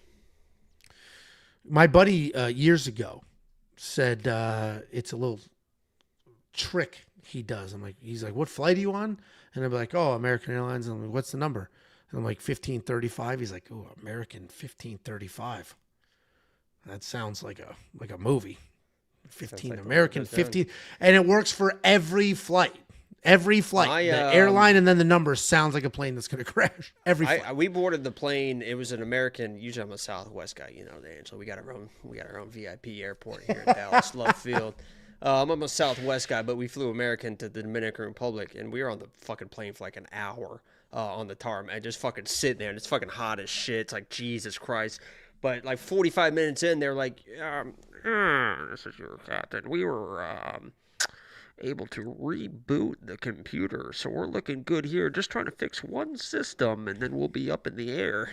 And it's like, hold on a second. This fucking thing. It's like, fix. hold on, and Did then you literally, say and then fix? like 10 minutes, they're like, all right, we've got the issue solved here, so we're gonna put this bird in the sky. It's like, whoa, they're just up there fucking turning things on and off and just hoping they work, and we're about to put this thing fucking 30,000 feet in the air. What the hell's It's a going long on? flight too. That's not even a short flight. Yeah, man, that thing was 5 hours, a good 5 hours. Yeah, that sucks. That's a long flight. Well, I'm glad you're back, and I'm glad you made it. Guys, thanks for being here. I'm glad you also made it, and good luck this weekend.